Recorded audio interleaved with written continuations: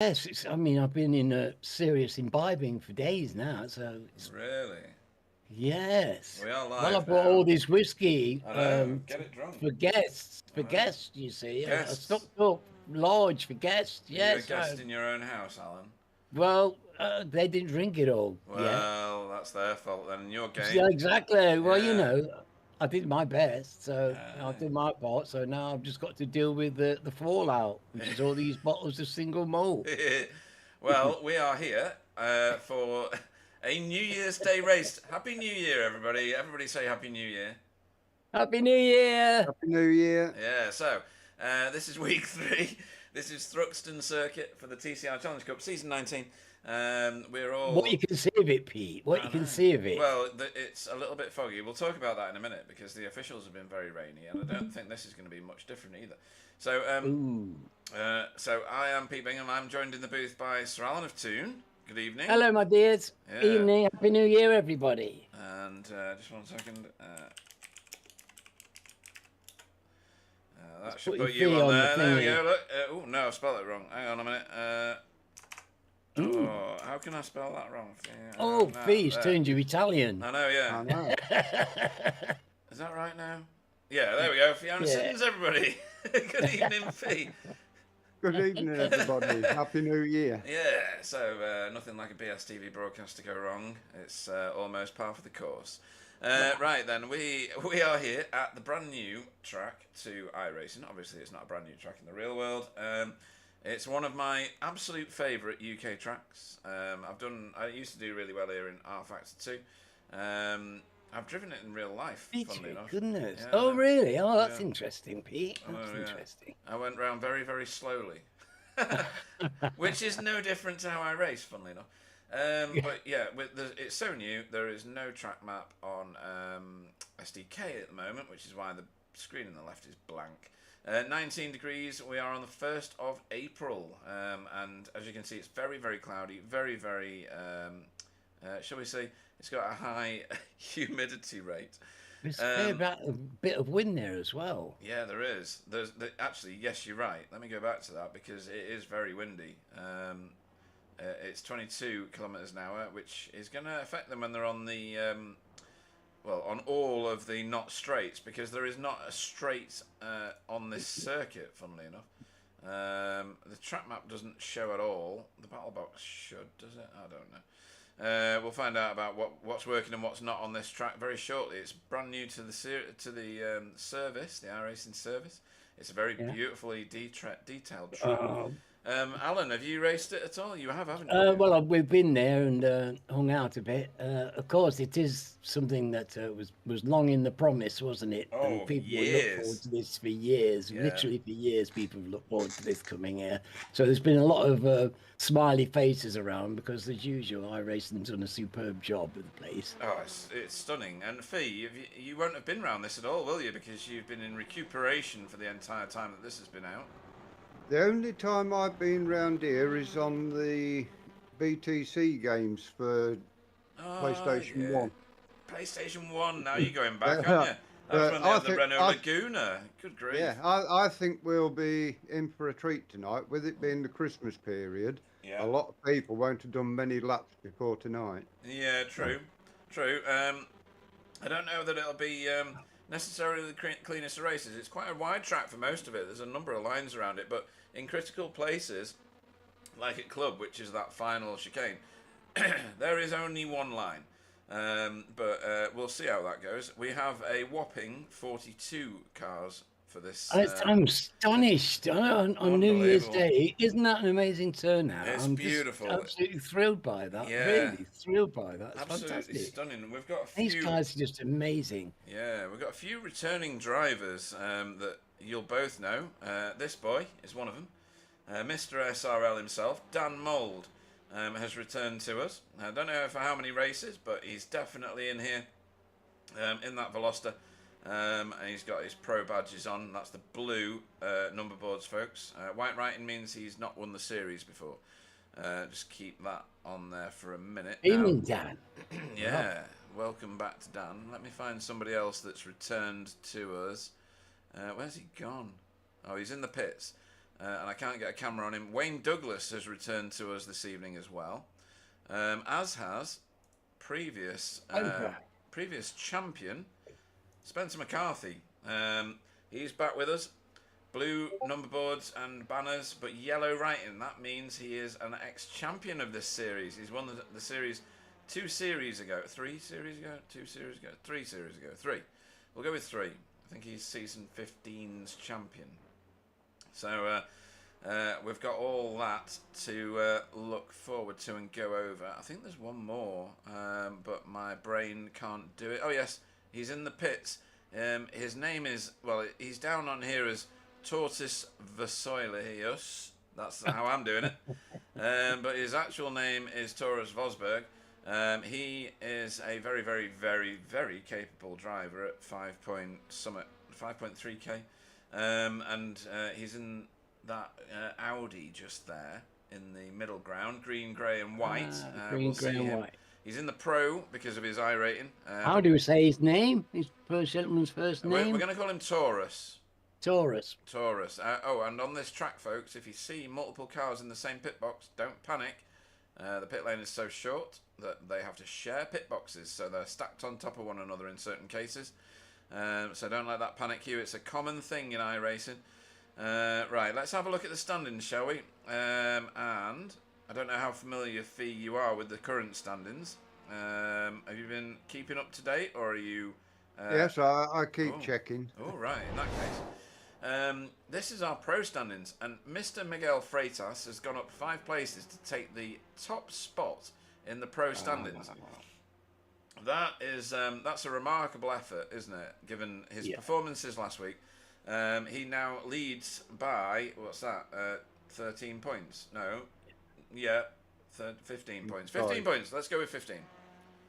Something you can do at this time in the season, though, Pete. It's not something you can do later on, probably, when the caps have been more established. But he did have a great week last week. He's a fantastic driver.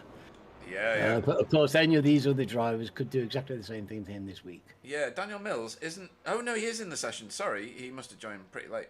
Daniel Mills is in third, but only 8 points, behind Simon Trendle in second. Yeah. Threatening. Fantastic. And then it's exciting. I think this season's already turning up the excitement-ometer. Oh, yeah. Is that a real word, excitement-ometer? We'll say it is today. And then in the Pro-Am standings, Jamie Wilson, topping the boards. By quite a long way, Fee. He's got a, what's that? Let's call it 60 points, shall we?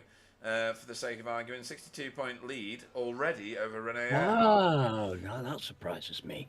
That first week's really helped him with that. Yes, definitely. He did so well. And then T is in third place there, just 13 points behind Rene. Jura Larkinen, he's a little bit adrift, we'll say, in fourth there. And then Chris Young hot on his heels and doing really well in fifth place. And then PVG just tapping on the door, 2 points behind fifth place.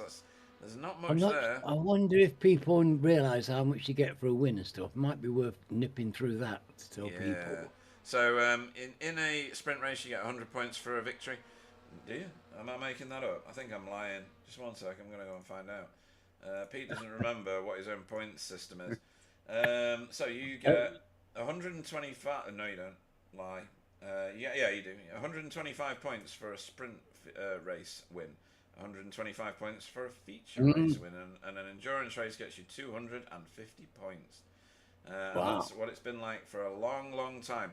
And then you lose 5 points down to a certain position, and then you lose 2 points from place to place, a certain other position, and then 1 below that. All the way down to 60 races. So we can accommodate lots of cars in these leagues. Right, let's have a look at the league that Fee is going to be most concerned with, because it's her normal one. David Ayres is leading the way, Fee, with Silas a good 40 points behind.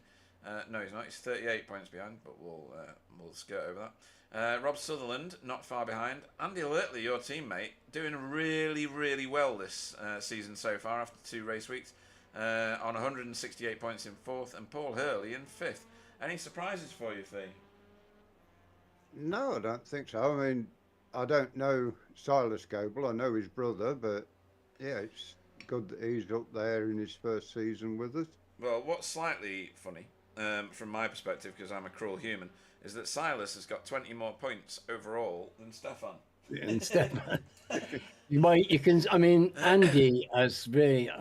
He's found a bit of pace. He's done really well. He was very clean No, last it's time. literally he really has found a bit of time on the track on every circuit, and his general racecraft is so improved over the last couple of seasons. I think he's getting more practice in now, isn't he? Yeah, definitely. Yeah, he's looking very tidy, and I'm pleased for the lad. Really, I'm pleased for him. Yeah. He's a great member of our. He's a great member of our team, and yeah, it's great to see him doing well. He's really worked hard for years now. Years he's put the effort in. Yeah, and he's doing. It's showing now. It's showing. Team standings wise, I'm going to skip through the daisies very quickly with this.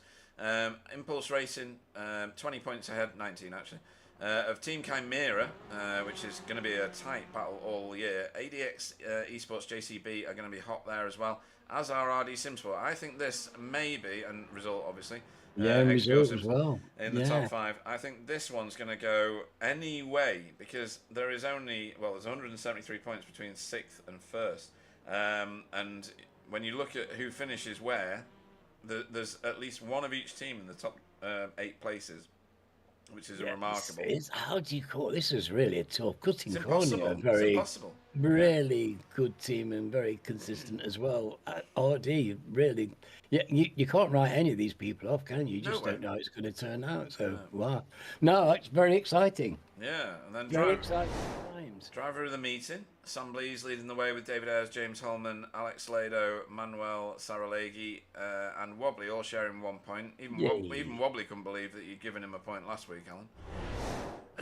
And then so Alan's Safe Driver Award. Look at that. Stephen Walker, done one race week, got 1 incident point. Smashed it. Absolutely smashed it. So that one is all up for grabs and in its infancy. In its infancy. 1 incident point. That was it. Right, so... Not only worth getting, was it? No, he should have gone with 0, obviously. Right, so let's have a look. How many races we got now? 44 are in the session now. Chris Dixon has just joined. Fee, you need to speak to him about his tardiness. He turned up last minute last time as well. Here comes Andy with Roger Morton for company. Right then. Let's have a look at the weather quickly. I don't normally do this, obviously. Let me get rid of that for a second. No, that's not going to do it. Let's do that. There we go. So, look at that. At the bottom there. At the bottom. We've got rain coming. We're at 8:35. We've got, 20 minutes before the race. That takes us to nearly 9 in the morning. This is sim time. So rain is going to get us, I think, mid-first race, unless I can't count, which is obviously a clear possibility. Well, it's a percentage. It doesn't guarantee. It doesn't guarantee it. It's not saying 100%. If it said 100%, I would be more concerned. Yeah. This is a chances of precipitation, not exactly the real thing. And of course, there's very much degrees of precipitation, Pete. Yeah, there's light rain, there's heavy rain, and there's disastrous downpour. Yeah, there is, and it's changed since I joined the server. So at some point here at like 10:15, 10 o'clock, it was at 70%.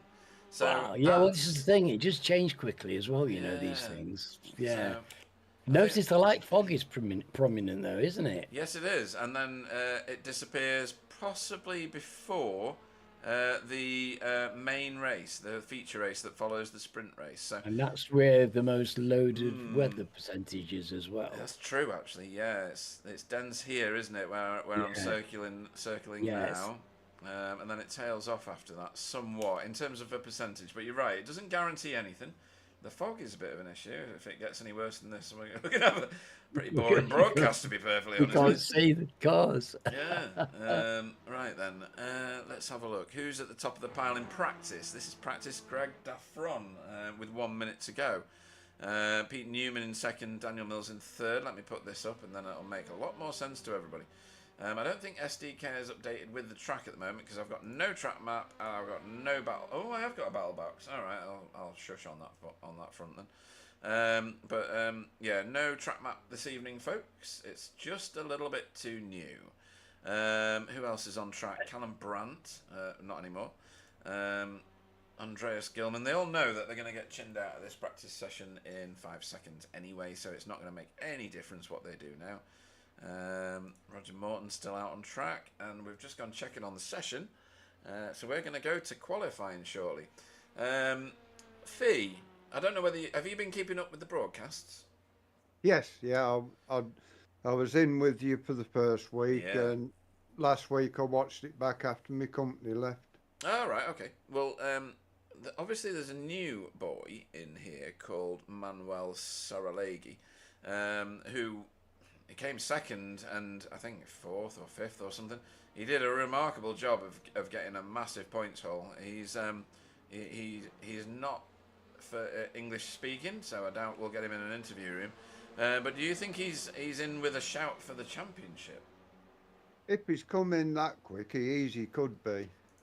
Yeah, I mean it's a threat. It normally takes time to bed into a league like this, and if he's jumped in straight like that, then he's definitely got some natural pace. Yeah, I mean similarly, Stephen Walker joined for the first time last week and got 209 overall points, including deductions. And Manuel Saralegi got 197, so that's pretty competitive with someone who's already won the series. I don't know, 600 times, maybe 700. We're not sure. TCR God. Yeah, very much a TCR God. For our league, he's been a very successful driver, hasn't he? Throughout the seasons and in all the different cars as well. Yeah, he has. Greg Duffron is the first car out on track here. He's got one of the cutting corny TCR cars behind him. I can't remember which one. I think is it Dietmar? No, Dietmar's Maya. Oh, look at this mob. Nobody's getting a qualifying lap. At least they've got a bit of room. Yeah, the track's I could wide, wish they would have been here the other day, really, because that was tight quarters for that first magnificent 46-car grid. Yeah, they've got a little bit more space on there, and we can see a future where we get off clean starts, which are clearly the most dangerous part of the races for us, aren't they? Yeah, they are. We've already seen two of the new drivers. Let's have a look at the third one, which is Wayne Douglas back here, Pro-Am driver. Did very well with us in his first season. Yeah, very nice to see him back. Good on him. Yeah, absolutely. I mean, the league does appear to be reasonably popular now, if I'm hedging my bets and not being too overconfident about everything. Daniel Mills last time did a fantastic job, got himself right up there, currently third in the championship, Daniel, with Simon Trundle and Miguel Freitas ahead of him. Miguel Freitas is here. Oh, there's a car out in the wild there. It looked like a Blade Designs car. No, it wasn't. It was German sim racing car. Sorry. My apologies. Oh, look at this. It's so great having all these cars. Yeah. Look at Stefan having a little shot there. He's having a look down the inside of that cutting corny car ahead of him. That's Dietmar ahead of him. This track's really fantastic. Fast circuit. I mean, people are going to enjoy watching the guys racing around there. They'll certainly be enjoying racing around it. You don't use the brakes much. No, you don't. I'm going to join Wobbly for a lap of this circuit, and I'll try and talk you through it as best I know it. I'll wait till he gets round to the start, so he's currently mid-lap at the moment. I know you've not got a track map, folks. I can't do much about that with right Wobbly, now. That's very brave. Good old Wobbly. Yeah. I'm surprised. He's doing all right this season. He took more than 30 cars. How he did that last week, I have no idea. I have no idea how he managed that. Absolutely when people were some really great overtakers didn't make more than one or two passes. No, I mean, he's heading towards Church here, which is this corner. You're off the gas there. Doesn't matter if it takes too much. He's on an outlap. So he's now full chat down Brooklands here. He'll be approaching Club, which is the chicane. It enters on a left-hand turn, and then you tip it into the right. Scrub off your speed while you're braking, which makes it really tricky. You can see how he's fighting and sawing away at the steering wheel just to try and calm the car. And then you're over the start-finish straight and into Allard, which is turn one here. You're not flat, you lift. there, just a little, just to turn the car enough to get round this corner. Round to the left here, and you're aiming now at Campbell, Cobb and Seagrave, which are it's like a massively wide open chicane. That was very nicely taken there. Lots of curb, you can be greedy with these corners. Hence the green plastic strip thing or whatever it is that they put out there. As we head towards Noble, which is the start of this left-hander here. You don't want to get too much on the first part of that curve. Second part's fine. Goodwood is this everlasting, it feels, right-hander before that's Goodwood, and then Village is that's a bit wide, wobbly. Village is this little kink. He's given up actually. He's given up, and then you're into Church at the bottom here, which is a lift on a normally fast lap. He's already lifted though, so he's not got the speed to carry. And then Brooklands is a sweeping left-hander. Very, very fast track this. As you head up the hill here and into Club again to finish your lap. Hopefully I did that decent justice. You did a really good job, I think, actually. And it was, honestly, the names of these corners are so historic. It makes the hairs go up on my... The short hairs go up on neck, as you were saying now. Yeah. Campbell, Cobb, you're just reeling those names off. It's like, oh my goodness, this is history. This is British motor racing history, the heart of it, the core of it, the start. It really is. I mean, Fee, when you've driven it back in the old BTCC games, was it a track that you got on well with? I enjoyed driving it, and I did get a couple of wins there while I was playing it. Right. No, that's good. That's good. I will say one thing. If that rain does come mid-race, the speed what they've got around this section of the track, it's going to get very interesting if it rains. Yeah, I've driven here in the rain in R-Factor 2, and I led the race until it dried out. And I'd wished it had carried on racing. That's actually on YouTube if you want to go and find it. That was funny. That was during a Dillygaff race. It was very, very good. Oh, right. We've got people on the chat, of course. I think you should put it on Discord so everybody could enjoy it. As I don't know about that. I got some good compliments from the commentators on that day, but then I got mullered halfway around. So Pete Van Gool's on the chat. He's also in the race. Alex, hello, Pete. Yeah, they're all saying Happy New Year. Yeah. They're awesome. Phone YouTube viewer seems to be not working. It keeps pulsing the video on its own. Are there any free spots left? Yes. In the TCR League, yes, there are free spots, but not many. We're up to a whopping... We've had one retirement, which we're not going to talk about today. We're up to, of a field of... there's 2 spare spaces, that's it. 2. We're on 58 sign-ups. So, yeah, it's right up there this season. Cutting Corny on the chat. Good luck and have a good race. We know who you're meaning. Dietmar with a flyer, says Alex Sablano later. And let's go Yura. Nice lap. Where's Yura? Has Alex got some driving tools this week? He's not in the session today. No, he's not in the session today because he didn't want to buy a track to race it on mouse and keyboard. With it being such a new... I can't argue with that. No. It makes so much sense. Yeah. But he did do very well with his mouse and his keyboard, didn't he? He did, yeah, very much. Yeah, he was... In fact, I was stunned by the fact that he did that. I used to race with a guy called Vic Solomon, who still races on iRacing. I've not seen him for many years in one of our leagues. But he used to race on a laptop. He had a wheel and everything, but he used to race on a laptop. And he was so fast, I could only be jealous. As Daniel Mills takes the top spot in qualifying, your provisional pole man. Well done, Dan. Goodness me. Yeah, for RD Simsport 2. And his sister teammate, Greg Daffron, is in second now. That's fantastic driving, guys. Yeah, very good. Spencer McCarthy, in his first run back with us, is provisionally 4th right now, with half of this qualifying session to go. And David Johansson. What team is Spencer in? Are we working the geodesics? Yeah. You've got one team, is it? One team, 3 drivers, yeah. Right. So that's himself, Sam Blees, and Stephen Walker. And Stephen. Yeah. Crikey, that's some team.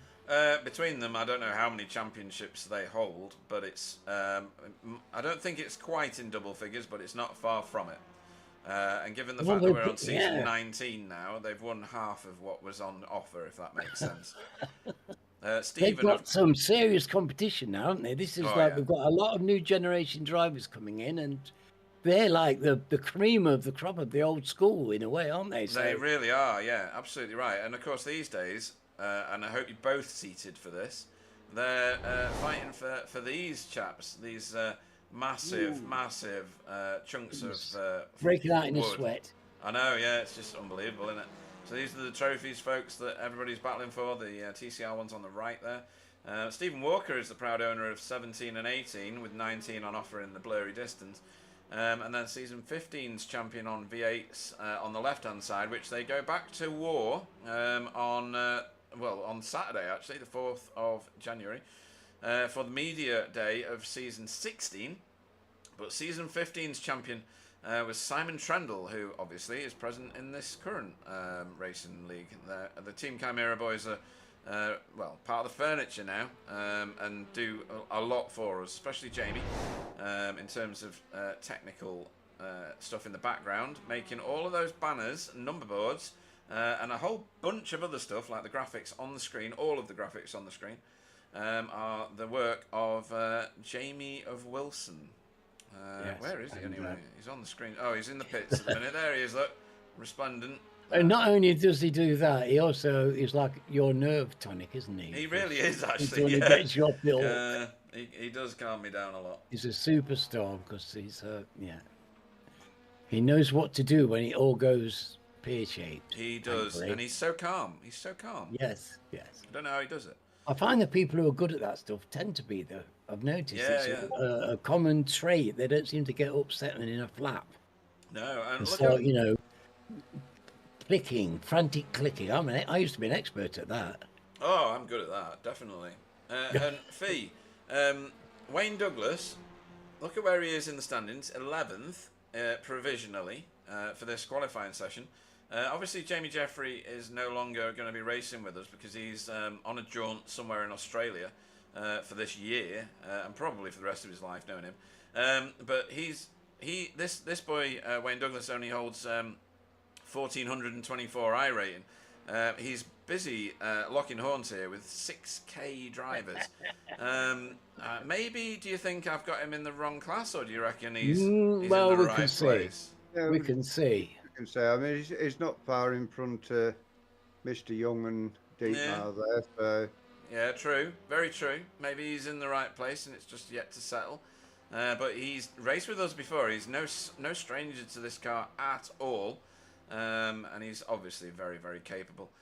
He sat it out last season, but he's back with us this time. At the top, not much has changed, apart from Miguel is in the weeds. Being overtaken by Wobbly, I think that is. Yep. And he's third provisionally, so he'll be on the second row if the dust settles here. Why is Wobbly all the way down here? Why has he not managed to get a free running lap, I wonder? Do you reckon the track's too congested? No idea. But it's Wobbly, so who could ever know? Yeah, he's now chasing Andreas Gilman in front of him. That was a scary sight. 3 impulse liveries in one shot. I know, it's intimidating, isn't it? Who's that strobing in and out behind them? Was that Spencer? Look at that. I mean, Spencer. Like seeing a fleet of bombers coming in Lancasters. Well, you say that. This is an ex-RAF World War II airfield, of course. For those that there you go. No wonder they're so comfortable. Yeah. Well, this particular camera set that I'm on now will eventually, after this screen, I think it is. So I'm going to sit here and wait. We'll show you the airstrips here. Oh, lovely. There's the hangars, and that's a bit of the. You can see the runway on the left there as it goes behind the timing tower. It's a lovely circuit, this. Oh, that's a start-finish straight. Maybe I completely lied to you both. Tony Walker in the pits there. There you go. You can see a couple of cars sharing a pit box there. That's he's gone on the ramps. Did Tony go on the ramps there? Well, that's interesting. Yeah. Is he putting some new tyres on and new fuel, or what's he doing? Yeah, A-Rocks. Wayne should be pro if half the pro field is behind him. It's a good call. It's a good call. Yeah, you're right. Yeah. Well, Let's see where it finishes, shall we? Yes. Oh, look at Chris Young. Oh, my God. 4th. Oh, my word. What happened there, guys? Holy Chris, says Alex Cebulano later. There. Oh, no. Right, okay. Let's go back to... I don't think you can read too much into it this week, though, with it being new to the server. Good point. Good point, Fee. Nobody's had time to practice. It's just who gets to grips with it quicker. Yeah, very good point. And I've David, got a view about this because go on. well, it seems to me in talking to drivers, they tend to prefer to be put into a lower category at first because they want to win. You can always go up. You can always go up, can't you? Yeah. And it gives you a chance to get runway. familiar where you are and get your feet under the table in the league. Yeah, and, there's the runway, by the way. Yeah. If you can easily, they've only got to say, I don't feel comfortable, I think I need to go up, and you will put them up straight away. Yes, it's I a would. very flexible situation. So, Yes. It doesn't put them under the stress that put them straight in the professional fields with. No, not at all. Right, let's get going with this grid, shall we? I'm going to switch it. Righty, good luck with this, because I was lost in wonder the way you did it on Sunday. Well, I'm going to try and emulate myself. So Daniel Mills will lead us away on the front row there. Greg Daffron next to him, both RD Simsport, but both from different versions of it. Miguel Freitas goes off 3rd. Chris Young 4th. David Johansson 5th. Spencer McCarthy 6th, Alberto Shigolini in 7th, 8th will be Sam Blees, 9th will be Dan Mould, welcome back, Pete Newman in 10th, 11th, we'll talk about SRL in a minute, 11th will be Stephen Walker, 12th will be Wayne Douglas, welcome back to you as well, 13th will be James Holman, who did so well last week, Simon Trendle in 14th, 15th will be Constantino Marino, I wish I had a name like that, I say it every week, Dietmar Hoos will go off 16th, 17th will be Wobbly, 18th will be Andreas Gilman, 19th will be J.M. Gomez, Tom Woodcock goes off 20th, with 21st being Pete Van Gool, PVG, Callum Brandt will be going off 22nd, with 23rd being Stefan Goebel, Tony Walker will go off 24th, 25th will be Jay Corley, 26th will be Rene Earhart, 27th will be Christian Kramer, Rob Sutherland will go off 28th, 29th will be Carl Hardy, Chris Needham off 30th, 31st will be Deck Crowther, Roger Morton off 32nd, 33rd will be Jamie Wilson, Matthew Downs off 34th, 35th will be Taurus,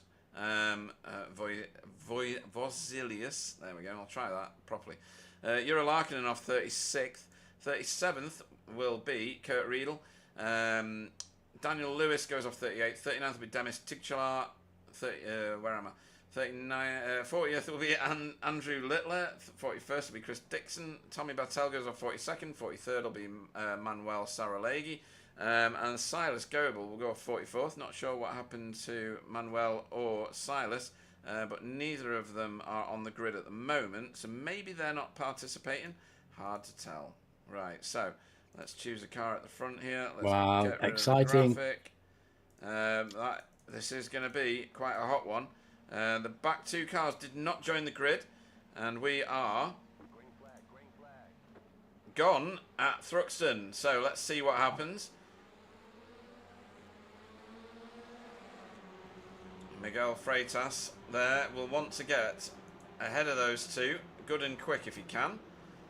It secures him in a safer position, I guess.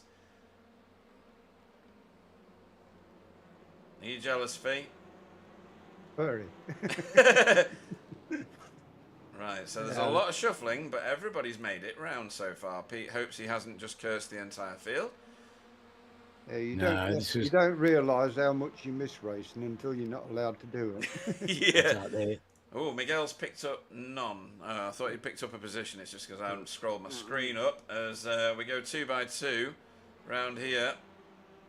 Some Blees on the outside. Now, we were saying that there's multiple lines through a lot of these open corners, but it'll bottleneck up quite severely when we get to club.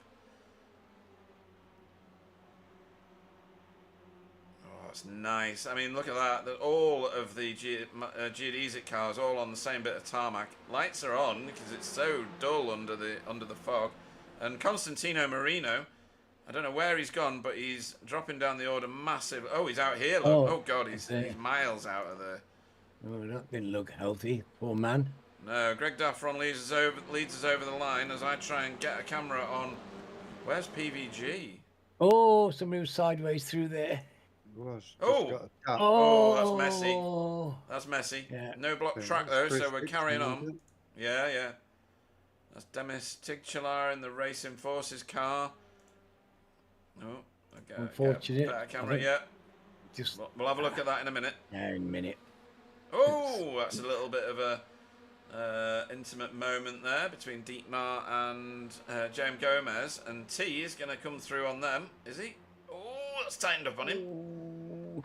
Good bit of driving from both of them. Steady. Right, it's getting a bit tasty up here, look, because Miguel has been caught by David Johansson. Do not adjust your sets. That is David Johansson. David lacks nothing in pace. No, he doesn't. You're right. I'm just trying to wind him up as much as I can. Chris Young, who's clearly got it under the bonnet. Yeah. Oh, look at him I'm go. glad they've got that little bit of extra space this week. I've got to say, I am pleased to see that. It's given them just that little bit of an inch of elbow room that is really helpful. Some of them only need that 1 inch. Yeah. So, Jamie Wilson in the thick of this traffic here.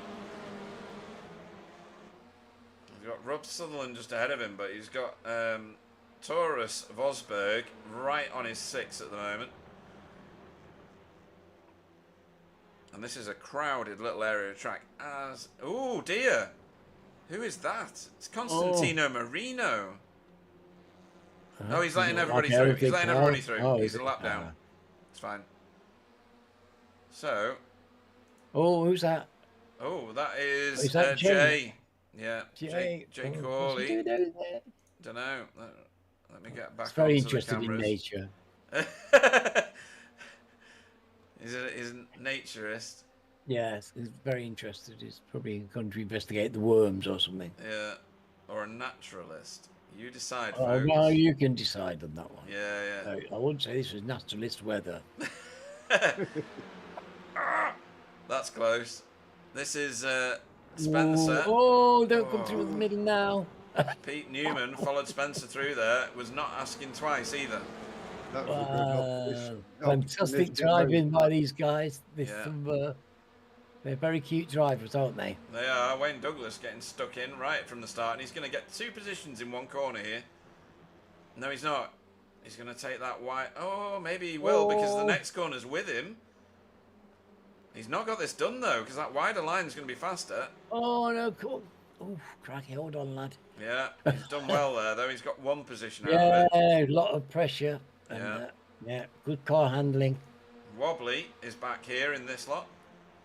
Is that Andreas Gilman behind him as well? His own teammates following him around the track at the moment. Maybe the Elantra is not the chosen car here, because that's Stephen Walker as well in the middle of all this. 3 wide. Oh, is that Stephen? No, who is that? No. Oh, it's Dan Mould. No, it's Dan. Dan's taking the scenic route. That's going to be a risky rejoin. Oh, that was a dangerous rejoin. But, wow, what a catch. JM Gomez, you legend. Mr. Gomez, that's fantastic driving. That's brilliant. I mean, he knew nothing about that. Dan Mould, that was a naughty bit of rejoining, in my opinion.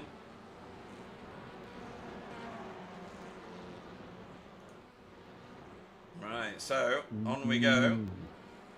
Nose to tail, and a lot of them. Yeah, this is crowded a lot of the time, this. Chris Young and Simon Trendle getting together. Or nearly getting together. Simon Trendle honing in on the back of him. Simon Trendle currently 2nd in the championship. Isn't he? Have I got that right? Yeah. We'll want to get on to wherever Miguel is, which is 3rd at the moment. So he's going to lose points if he stays where he is right now to the current championship leader.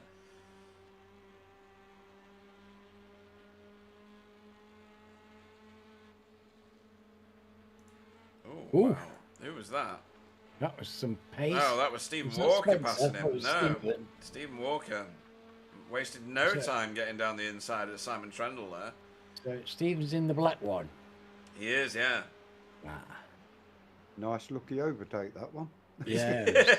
Yeah. He's done a few of those in the past. Yeah, sponsored by Leprechauns. He's got one of those magic overtaking buttons. Yeah, he does, yeah. Like push to pass sort of stuff. Yeah. Carl Hardy's just overtaken Dietmar Hoos further back. Oh, that's a good scout for Carl. Dietmar's no easy take, that's for sure. No, definitely not. Right, let's go and have a look at what happened right at the very start in that big pile-up now that everybody's calmed down some. And I'm hoping this is it. I don't know it is because it's hard to tell sometimes. Ooh. That's odd.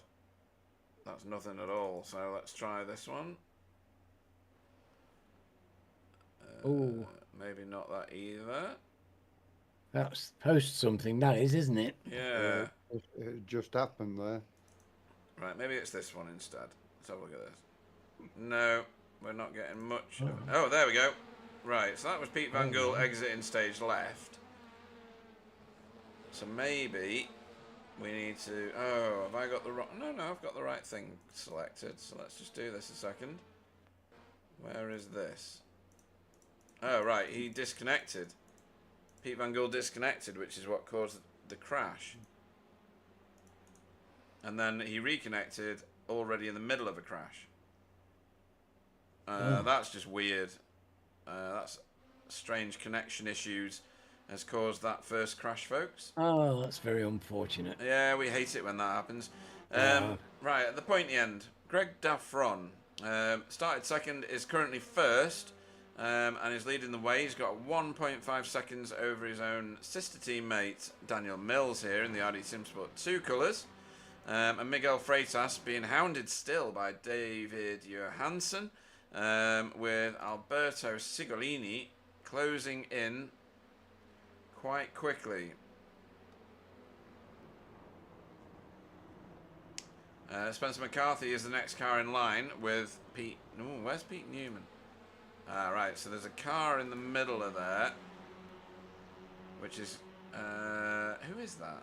I don't even know. That is an RD Simsport 3 car.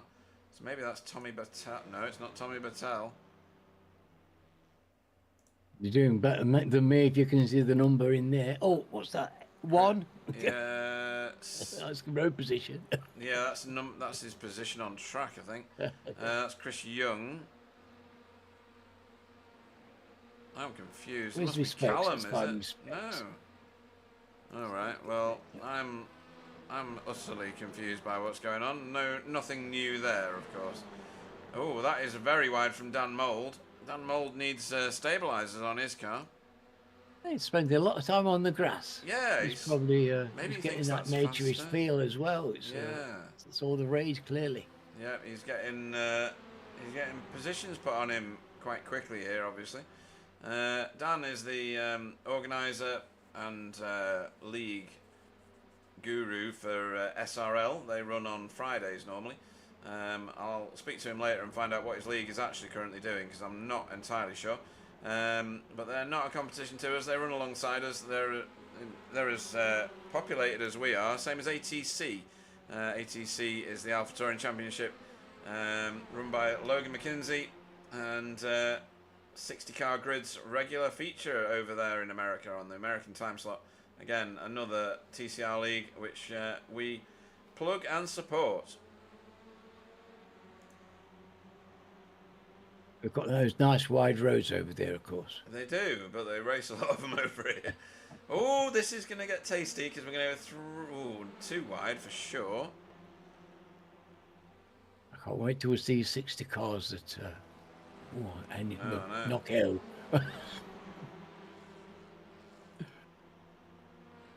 So, I've got some issues with SDK timing at the moment because we're on replay, of course. We're getting an awful lot of people doing a bit of running on the grass, but it doesn't seem to be causing any great damage, does it? We're getting a lot of recoveries, so it's good to see. We've got a lot of skill in the drivers. So. Yeah. I'm Mould here. That's the nice thing about this. You've got a bit of run-off room. If you do lose your place. If you do get knocked off, if you do have a coming together, at least it's not a car wrecker. No, true. There's plenty of scenery to aim at, but not hit. Right, let's have a look at what Dan Mould is doing. He's made his way back forward again somewhat. Still 5 positions down at the moment, and well, I mean, his I rating's obscene as well, 6,300. But he's got 6,800 in front of him and 6,000 behind him. So this is a very in good company. Yeah, very good company actually. And there's a lot going on further back. So this is Taurus. That is Christian Kramer in front of him and Jamie Wilson. Yep.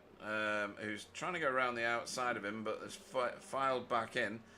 With Matthew Downs in the Blade Designs car. Just getting the better of Jamie for now, but Jamie might get the cut back after this corner. He's going to carry a lot more speed, you would assume. Will Jamie? He's alongside, not quite. Oh, that was close. Very close. This is a hotly contested battle. There's Ura. And Ura's through on Jamie Wilson now as well. Jamie getting shuffled out. What's Rufus saying?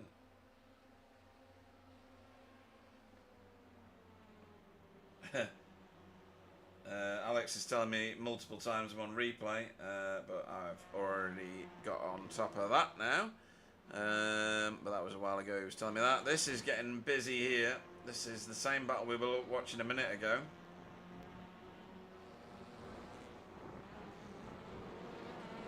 Oh, that was Rene Earhart getting through there on Jura. That was a nice overtake. Who are you impressed by at the minute, Fee? Who's doing it for you? Everybody. Everybody. It's good racing all the way through. Yeah, it's pretty spectacular. I don't think there's anybody out there who's not getting somebody to race with. No, definitely not. There's lots of hands full of car and driver, and it's so jolly exciting. Really I've got to say, I'm looking at Mr. Holman because he had such a great drive on Sunday. He had 2 good results. I mean, he's there in the top 10. But there's Mr. Douglas. I'm keeping an eye on Mr. Douglas in his first go with us for a while. Yeah. He's doing well. And Mr. Young is hanging on to his 12th place. That's Chris is doing very well as well. Because they're in the pro-arms. They're well up now. Oh, that's contact. Well up. Oh, dear me. Stephen Walker getting through on wobbly there. Got a little shove for his troubles. And Wayne Douglas now getting through on wobbly as well. That's going to make Chris Young interested. Honestly, this track is so dynamic for this sort of racing, isn't it? Yeah. Class Well, standards. these are the kind of drivers who can take advantage of these high-speed turns where it really is incredible judgment of pace. You really can't afford to wash pace off. You've got to keep it on. You've got to stay fast. You can't afford to be slow anywhere around here. No, you can't. People are asking. Someone is asking. Duck11 is asking. Is Rufus here? No, there is no Rufus on the sign-ups at the moment, unless that's a nickname for somebody else. As Chris Young goes nearly mega wide. Right. Yeah. Got hold of that. He did. He kept it calm, didn't he? In the end. Right. What else? There's battles everywhere. Pete Newman is here in this. Yeah, he's heat exchange with James. Yeah, it's a very exciting trio of cars. Yeah. It's fantastic because these are very good drivers, and for them to have this quality of opposition is like must be heaven. Definitely. It must be heaven to have so many good drivers in one race when you're a 7,000 pointer. Because how often do you get the opportunity to spend an hour racing with people who are as good as you, if not better? Well, almost 7,000 pointer, you know. Not with that size field, because officials only go to how many cars? About 25 or something. I don't really know. Certainly not nearly 50, which is what we've got in the session at the minute. 45 actually in the session.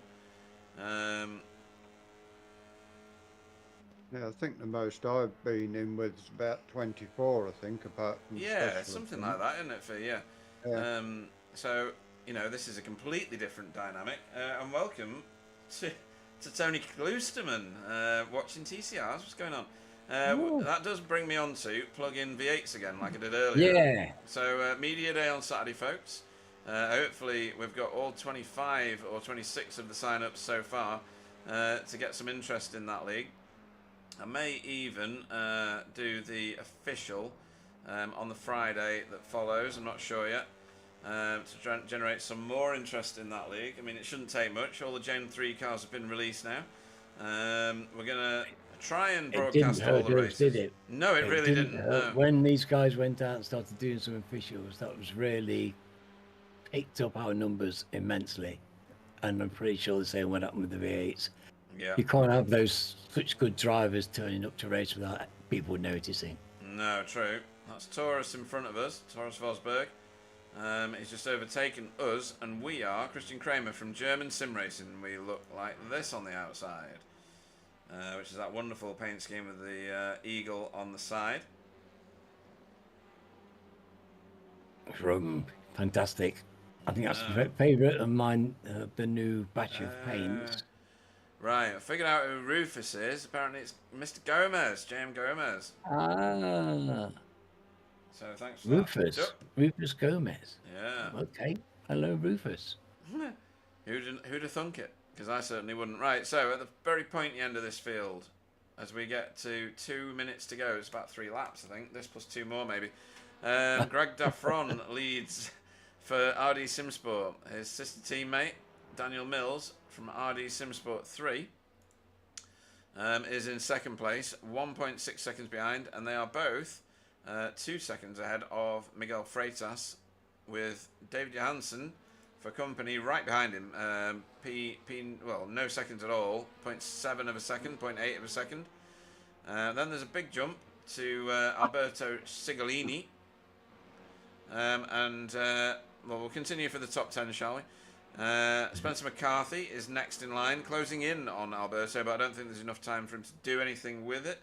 1.1 seconds behind is, wrong car, Pete Newman. 8th at the minute is James Holman. You can see him there in the foreground.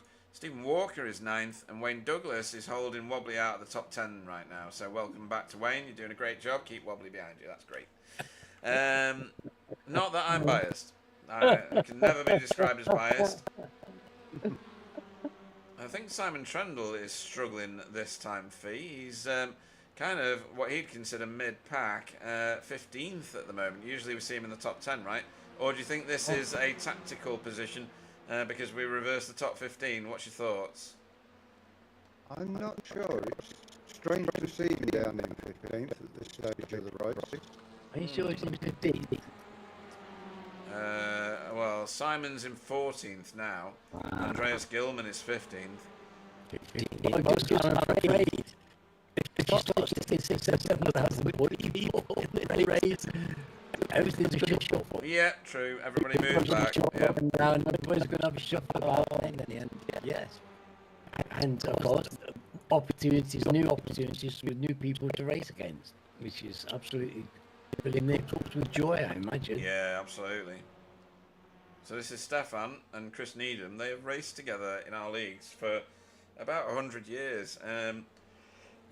They're no strangers to one another, but Chris Needham pulling away. Chris Needham, ex-previous champion to this series in a GT4 when we raced both series of cars together.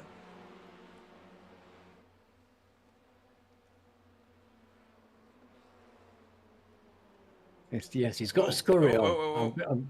Checkered flag for Greg Daffron. Oh, well, Greg has just done a fantastic race. Congratulations, Greg, because that was a fantastic drive. Yeah, that was sensational. Daniel Mills. You don't just drive away from a field like this as confidently and flawlessly as that. All sorts going on. Did Wayne Douglas run out of fuel? No. Oh, no. Has he run out of fuel? Unless he had contact. That's looking like it. I did notice a puff of smoke at the chicane before they went to the line. Oh, did you? Right, okay. Engine. I'm trying to find something that will give me that. He hasn't got any revs on his engine. No, he doesn't, does he? His engine's He's still in running. first gear now as well. Ooh, this isn't good. He's not going to get there. That's it. He's done. He's on vapors. Oh, He's done. Okay. Oh, It's all happening after the race, folks. Don't know what the hell's going on Mr. here. Branch. Yeah, Andy Littler still to cross the line. I think Tommy Bartel is also still to cross the line. There goes Andy Littler. Tommy Bartel. Last man over of the cars that started. No Silas, no Manuel Saralegui in that race. Not sure why at the moment. Oh, Dan was out. What happened to Dan? I'm wondering, I see that puff of smoke in the chicane and he went over with no revs on. I'm wondering whether he blew the engine. Oh, do you reckon? Yeah, I'm wondering. Well, good I don't know. No. He was in second gear and then he went down to first gear. That doesn't sound like an engine blow, does it? No, it doesn't. No. Right, let's get through the finishing results then, shall we? So, first race here at Thruxton for these TCRs, and Greg Defron shows everybody how it's done for RD Simsport. He beat his own sister teammate Daniel Mills over the line for RD Simsport 2 by 1.14 seconds. Miguel Freitas got to the last step on the podium there for Impulse Racing. And David Johansson denied a podium for Sim Racing Grid at that point, but what a fantastic result that is. Alberto Sigolini over the line in 5th for ADX Esports JCB. Spencer McCarthy 6th for Hydro Race Geodesic Racing. Pete Newman 7th for Result X Pure Sims. James Holman 8th for RD Simsport. Stephen Walker, current reigning champion, 9th for Hydro Race Geodesic Racing, with Wobbly in 10th for Impulse Racing behind him. Wayne Douglas 11th, but the first of the Pro-Am cars over the line, with Chris Douglas 2nd in Pro-Am in 12th. Sorry, what did I say? Chris Douglas. Oh, well done. I've just spoonerised a whole load of people's names. That's brilliant. Chris Young over the line in 12th, second in class, RD Simsport 3. Thanks, Alan. Sam Blees 13th for Hydro Race Geodesic Racing. It's endurance, man. It's an endurance test. It is this. 14th, Simon Trendle for Team Chimera. Andreas Gilman, 15th for Impulse Racing, with Callum Brandt, 16th for RD Simsport 3. Rufus, apparently, 17th for ADX Esports JCB, with Tony Walker over the line in 18th, but 3rd in class, which is the important piece there for points scoring in the league. Carl Hardy, 19th for Result Clothing. Dietmar Hoos over the line in 20th for Cutting Corny TCR team, and Roger Morton 21st for Safeguard by Result. Stefan Goebel 22nd for VTS Esports, with Rob Sutherland, the first of our AM class drivers, over the line in 23rd place. That's really good for RD Simsport 2. Chris Needham 24th for Our Smart Racing, with Taurus Vosberg, Tortoise Vasilius 25th for SRB Motorsport. Christian Kramer 26th for German Sim Racing. Matthew Downs 27th for Blade Designs TART, and Jamie Wilson there 28th for Team Chimera. 29th was Deck Crowther for Blade Designs SRL. Rene Earhart 30th for Cutting Corny, with Jerry Larkin in 31st for Hydro Race Racing Forces, and Pete Van Gool 32nd for Result Clothing. Jay Corley 33rd for Result X Pure Sims after excursions into the weeds. Kurt Riedler 34th and 2nd in class for Cutting Corny. Tom Woodcock 35th, Blade Designs TART, and another Blade Designs car, but for SRL. Daniel Lewis in 36th and 3rd in class for AM. Andy Littler just outside those AM class podiums, 37th for Workguard.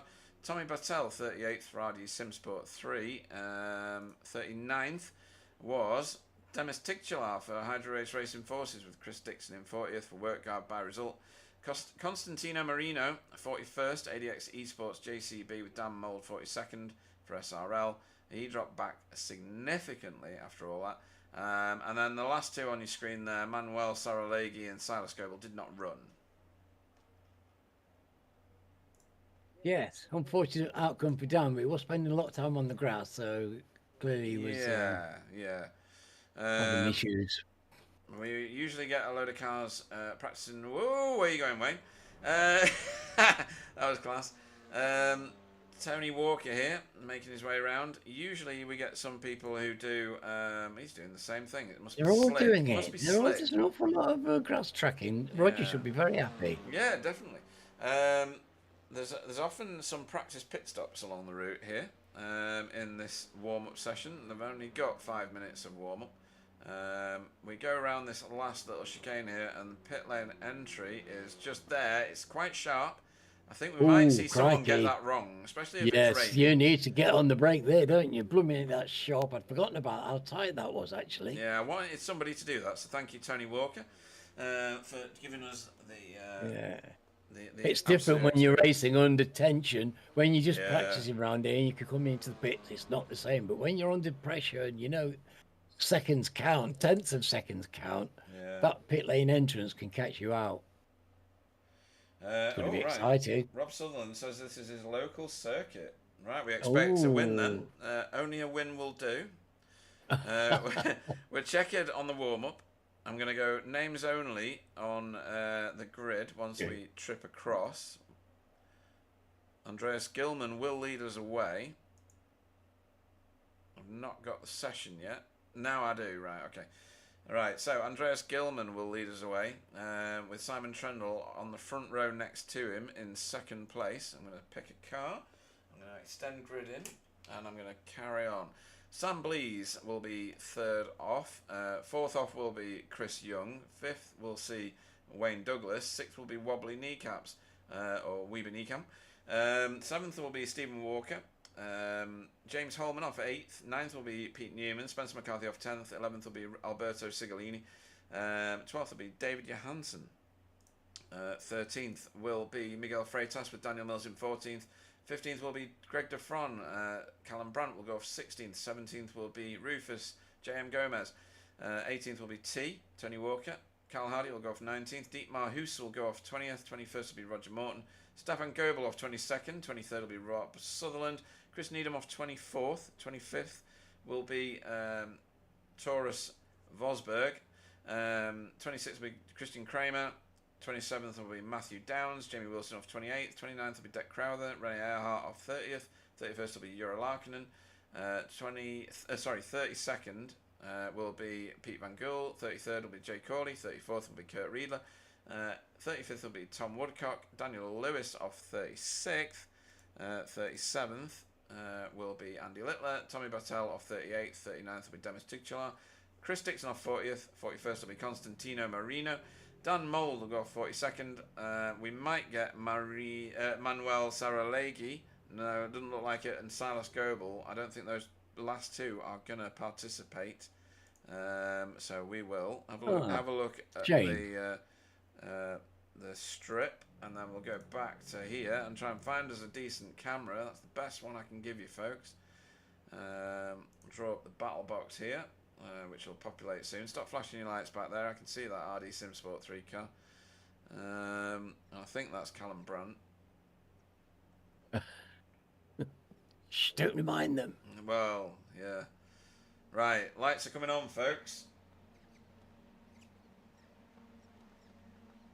And we are racing, and Rob Sutherland will need to get to the front quickly in order to win this, because that's our expectation. Woo! That was a big change of direction there from Stephen Walker. He nearly collided with James Holman. And everybody's off at the races. So let's make sure that everybody gets away without a disaster. And it looks good so far. Yes, everything's crossed. And I spoke way too soon for Callum Brandt. Commentator's curse. Yeah. Absolutely right. There you go. Cheers, Pete. No, I'm done. Oh, 3 wide. And still 3 wide. All the way through here. Oh, this is tense stuff. You know, it's like people make a lot of places early, don't they? They've got some enterprising overtakers among this lot. Yeah, Pete Newman getting shuffled back. Although he's shuffled back to where he started, so he's net nothing, if you know what I mean. No, he's not lost anything. I think that's not bad if you can actually hold on to your position in this. It's rowdy. Yeah. Just a reminder, folks, for those of you new to watching. Oh dear, that's Alberto going extracurricular. Yeah. Oh, and so was. Who was that? Further forward. Who was that? Was that Wobbly? It was. Yeah, Wobbly going onto the weeds, and he's now getting shuffled out by Pete Newman. No, he's not. Pete Newman got that entrance to that chicane all wrong at Club. Now everybody's coming out slow. David Jansen's the cork in the bottle at the moment. That's a bit hard to get. That doesn't pass. No, surprise, surprise. Dan Mulder's been off track again. I think he likes it out there. He must prefer it out there. I'm not sure he's done a lot of laps around here. Been learning off wobbly from last week. Yeah. Right. No, that's what I was thinking. Wobbly did a cracking job. He got past Andy, didn't he, on the grass? Yeah. Stephen Walker with a slowdown, has to be. He's just lost 4 positions in about 200 yards. Dietmar Hoos getting shuffled. Where's Dietmar? Dietmar's on the grass. Oh. And Taurus Forsberg made his way through. Matthew Downs making his way through now as well. That's Jay Corley looking for a scalp too. Didn't have a great first race, and there's a few cars going to be coming through the field here. Like Rene Earhart, for instance, who we usually see right up at the pointy end. Pete Van Gool's back here. Constantino Marino is back here. Callum Brandt obviously shuffled himself back. This is tight. This is not good. Oh, this is going to end in tears. No. As Andreas Gilman sets the fastest lap. Oh. Where did... Was that Dick? I don't know who that was. Right, we need to move forward though and look at what's going on here because we've got Carl Hardy and Roger. Was that a damaged car? Sorry?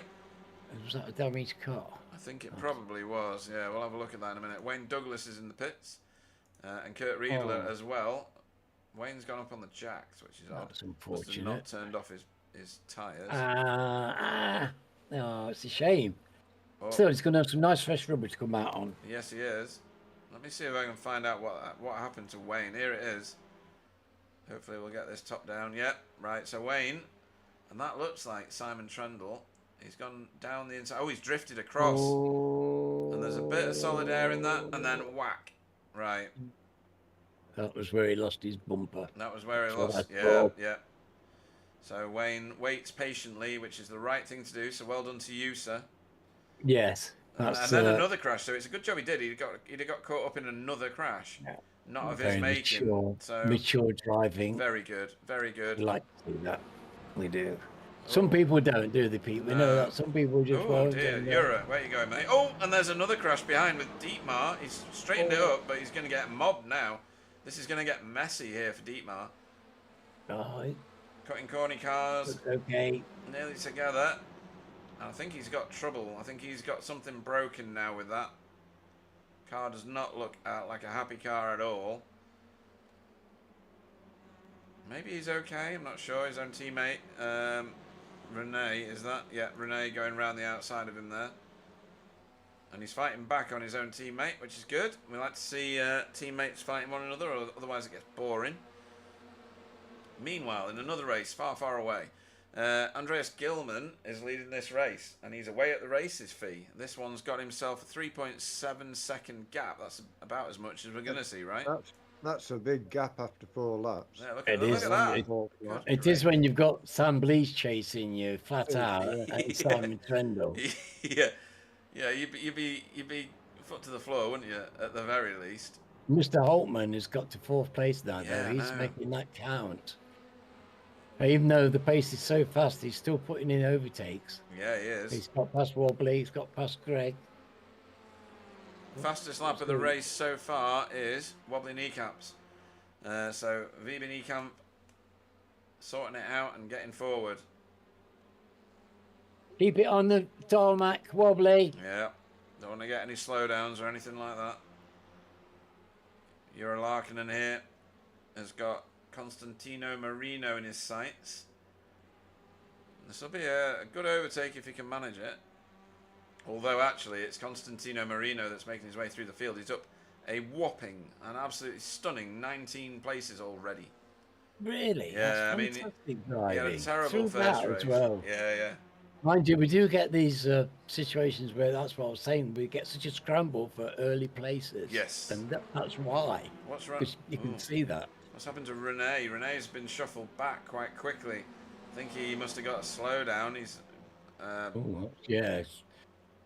Yeah, he's had a slowdown. That's unusual. Yeah. 32nd, he must. Yeah, well, even the slowdown, I'm not sure that would put him there. I'm surprised to see him so far to the rear. man of his incredible pace. We see him often lurking in the top 10, out of his position, way above his position. He's a serial offender, isn't he? He's a pro-am for getting up. Daniel Mills just set the fastest lap of the race as Jura gets overtaken by Jay Corley. That was nicely done by Jay, very clean. Rob Sutherland now trying to get through on Christian Kramer, and behind Pete Van Gool and Callum Brandt going at it. Callum Brandt well out of position after needing to visit the pits. No, he didn't visit the pits, did he? He just got shuffled back, that's right. Yeah. Right, at the front, Andreas Gilman continues to extend his lead. He's up to a whopping 4.3 seconds. Clearly not fuel saving at all. Whereas this lot here rather, well, maybe they're not either, because they look like they're on full chat here, don't they? How are you like with your fuel saving, Fee, or is it just foot to the floor and gun it the whole way? Normally foot to the floor and gun it all the way. I've managed to do it a couple of times. All right.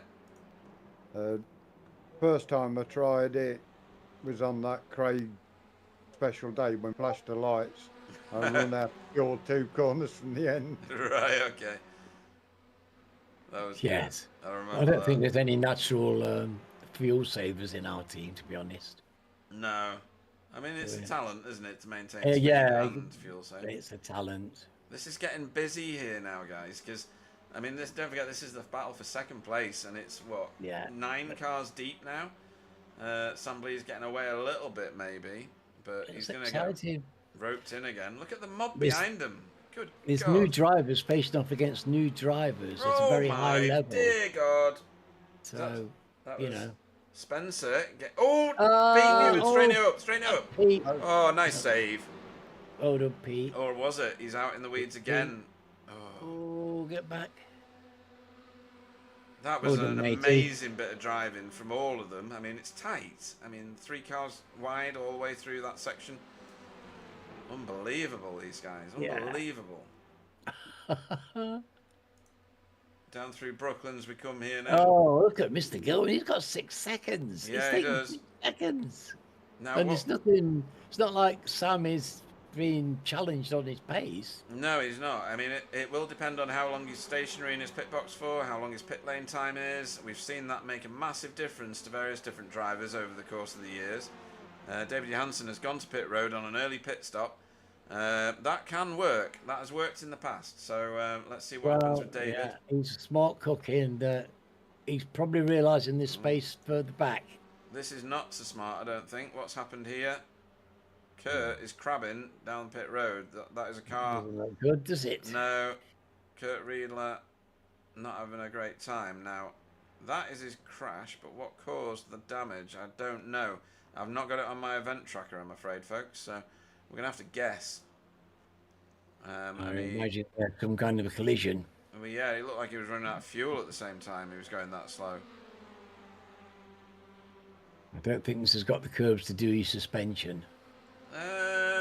No, I'd agree with that, actually, unless that last chicane has got enough in it. But he was nowhere near that, so it won't be that. So, Simon Trendle and Greg Daffron. Greg Daffron, our race 1 winner here at Thruxton, giving pressure to the previous multiple champion of this series and V8 series as well. And now he's under pressure from Wobbly and Alberto Sigolini as well. Yeah, these fantastic drivers. Well, I'm going to go back and have a look further. Oh, what's going on there? Ahead, behind rather. Oh, dear. So what's happening with the geodesic chaps here? Well, they're battling each other. Stephen and Spencer. Yeah. And S-Works. Yeah. Christian Kramer and Pete Van Gool really going hard at it. We joined that. No. Just the right / wrong time for Christian. Oh, that was just the slightest touch, wasn't it? Yeah. The slightest. Racing incident. 100%. Yeah. Oh. And he's driving so well, but Trouble is with this track, with the speed they're going through here, slightest touch unsettles. That's it. Oh, yeah. Yeah. Yeah, well said. Racing, pure racing instrument. Nobody will see it any other way, and it's almost an inevitable thing, to be honest, when you've got these cars so tight. But we've got the runoff, which is saving us a lot of scurrilous damage, which is really great because they don't want to see these cars in the pits on the jacks. No, Wobbly has just got himself a position off Greg Daffron. He's going to run it wide here, but he's going to do that because the next turn is in his favour to the right. Oh, he was holding on there. It was... he's doing a great job. That car is very large. He's making that car very large indeed at the moment. Yeah, Wobbly's done something brilliant there. He's positioned his car so that Greg had to get out of the gas, and he's now made him a victim for, or a potential victim for Alberto Sigolini and Spencer that are right behind. Nice tactics from Wobbly, but don't tell him I said that. Well, hopefully he'll watch the replay and bask in your warmth and fright, Kent. Yeah, that isn't happening. That might sort him out anyway. He'll be doubting his sanity. So this is back with that PVG Callum Brandt battle with Jura just down the road there.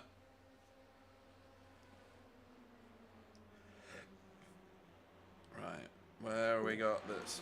So this is Stephen, who's rolling. Try and find somebody who's all by themselves, not in a race. Yeah, what happened to Stephen? So Stephen has obviously... Oh, he's pitted. Oh. Has he? He's been through I the pits. So. No, I hope so. He's been through pit road. That doesn't mean he's been to the pits. No, he doesn't. There are people in pit road now. Dan Mills and Constantino Marino have gone to pit road. Let's see what happened to Stephen Walker. Has he had a penalty? What position was he in? He was in 7th.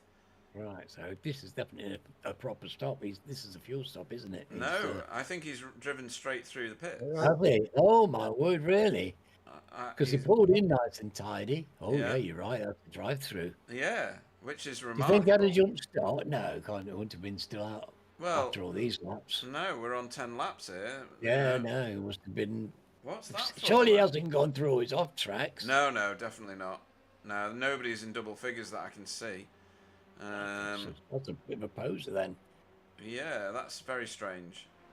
Be interesting to find out after the race if yeah. you can interview on that one. Definitely. Right, this is getting busy again. Of interest here for result drivers, 2 of which are in the booth. This is Pete Van Gool holding off Callum Brandt and Jura. Well, they've both got past Jura. Oh dear! Oh, that's painful. Oh heck! Well, no better place to do it if you take my point, but still, he's going to block pit road for anybody wanting to come in, like Renee, for instance, who is right on the back of these two coming into pit road. I'm sure there'll be some people that abandon that. Oh, and he's missed his pit box as a result. Oh, it's a shame he'll lose time because of that. Oh, hello. Yeah. What was that? What did you spot? That was Pete coming out straight away. Oh, was it? Yeah. Where's he gone? PVG. Where's he gone? He's down here somewhere.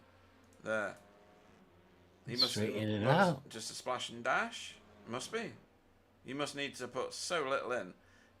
People are only... Well, he didn't have any damage. I thought maybe he got damage from that's why he was in the pits, but obviously it was... Well, fast no repair. damage to speak of. Fast repair, so maybe he's just taking repair, hasn't taken any fuel. Yeah, Stephen Walker on a recovery. That wouldn't make any sense. No.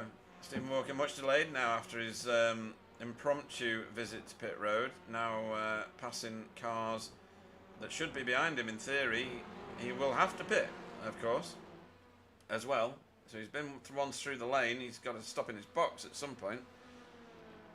Yeah, it's very unfortunate. And at this stage of the... Well, lap 13, I guess if you've had a couple of collisions, a couple of people at the back end and things like that, it is possible. Yeah, this is Tortus Vasilius, or Taurus Vosberg. He's a man of many names.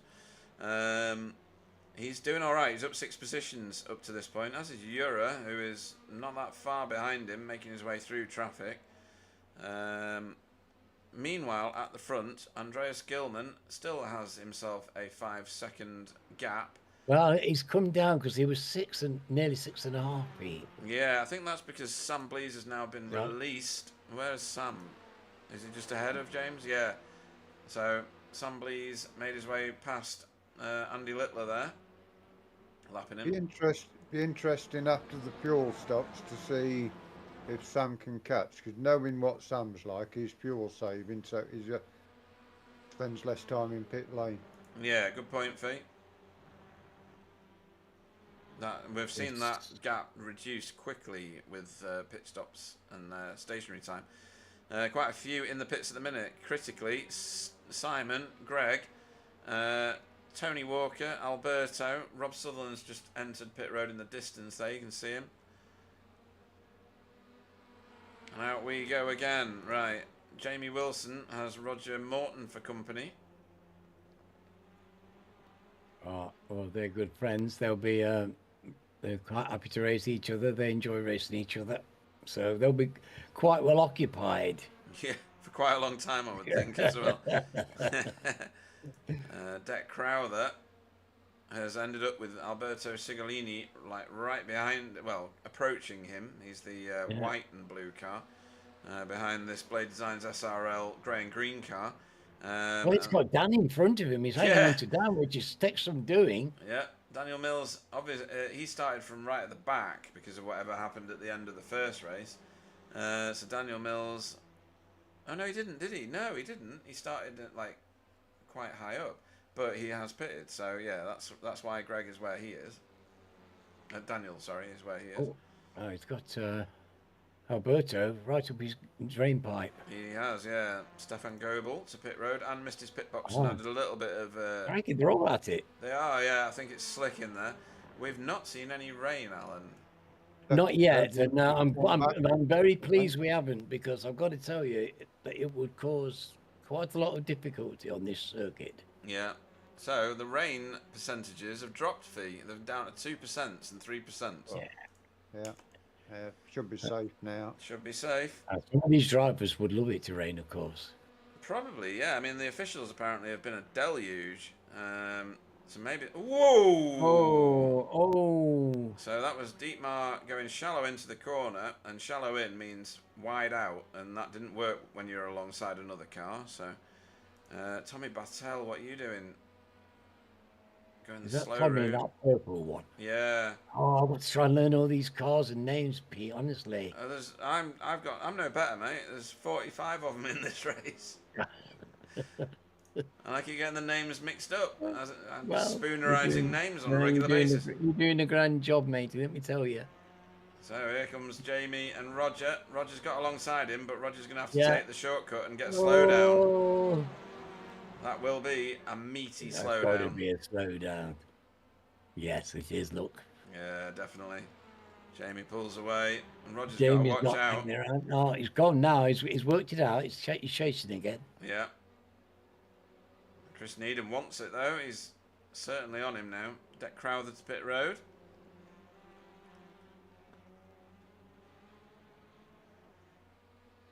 Right, so Andreas, his lead, as you rightly pointed out, Alan, is slowly getting etched away. It was 6 seconds, as you pointed out. It was 5 seconds, as I spotted, and now it's down to 4.8. It's That's Chris. I don't know whether he's just. What do you think, Fee? Is he just relaxing and taking it easy, or what? He could be taking it easy now. He's got a good lead. As Chris Dixon had a drive-through, I've just seen him on pit exit, and he's still not showing the pit lap on the... You're right. Let's have a little look, shall we? Want to find it? He's got an interested friend. Chris Dixon. Where are you, Chris? Event tracker. Is that Mr. Battelle? It is. Coming back through on him. 199. Right. So, come on, Chris. Get some wind. That's it. Oh, right. If he has, then it's not on the tracker, but it looks definitely like he's been through pit road, doesn't it? Yeah, I see it come up on the side of his name, pit exit. Unless he went too much over the line. And then it might have recorded him as pit exit. And doubt it. Well, It's usually when you go through the cones, isn't it? he's not one for going in the pits early, isn't Chris? No, he No. usually wrings its neck and gets all the Yeah. juice out of it, doesn't it? Oh, this is messy here, look. This is Jura with Matthew Downs crawling all over him. Handy driver, Matthew Downs, by the look of things. Very much in control. Yes, well, it's he's found something to race with, and they're having fun, because you can't be doing that in iRacing without actually having a great deal of fun. Ooh. They got very close just then. They could have exchanged signatures. That was getting towards being intimate. It was. Oh, there we go. Look at this. Thought it was going to get tasty. Oh dear, dear, dear. Look at this. Are you waiting? No waiting there. About it. We'll have another look at that. See what happened from above, shall we? Plenty of curb there as well. I mean, the track's wide enough, boys, so... Yeah. Literally 4 cars. Oh, dear. Yeah. Oh, dear. Goodness me, what was that? I'd have been handing that back. I don't know about your opinions. Goodness me. Definitely. It was a bad mistake, that. Yeah.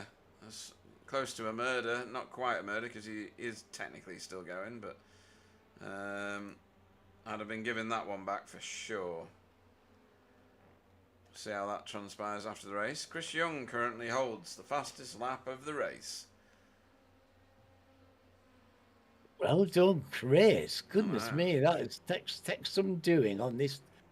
But you know, as we're well aware, you know, there's a bit of pride involved in the fastest lap.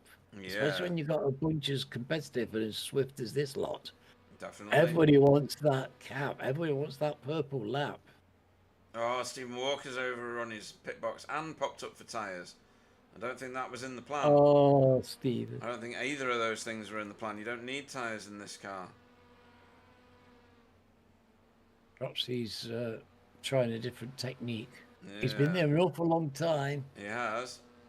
Don't worry about cars going through one another, folks. iRacing allows you to do that. So Tyler, good evening on the chat.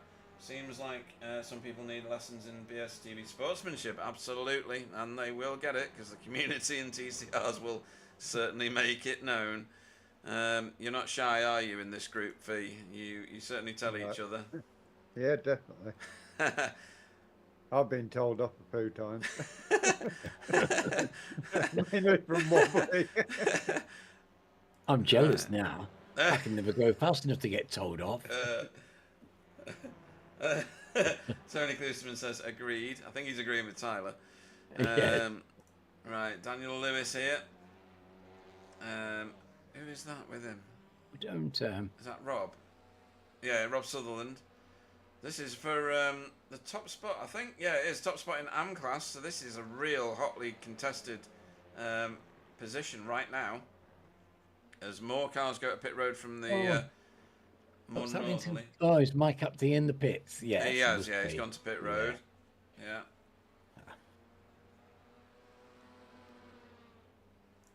Simon Trendle. Not yet to pit road. Oh no, he has. He's just been in. Yeah, he's just come out.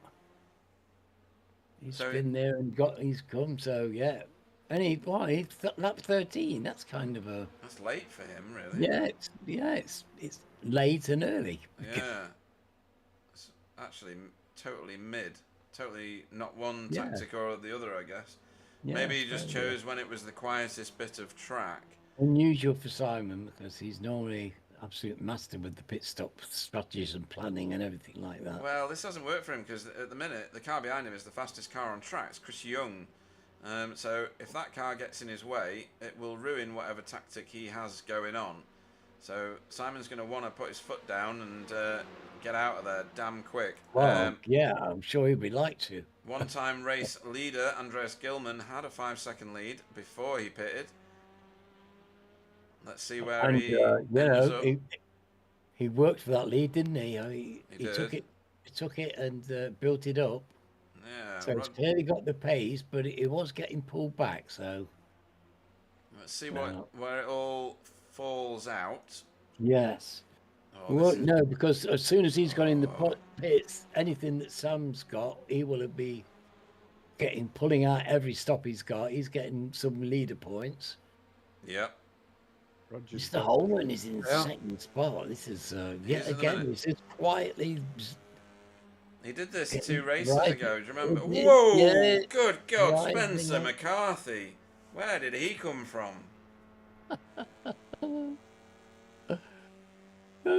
That was amazing. This is going to ruin whatever tactic Simon Trundle had. So the car in front of him is Roger Morton, who has not pitted. And we've got Andy Littler just ahead. Simon's just decided to go on the weeds and shower everybody behind him in crap. That's going to be something new for the V8 drivers as well when they get going.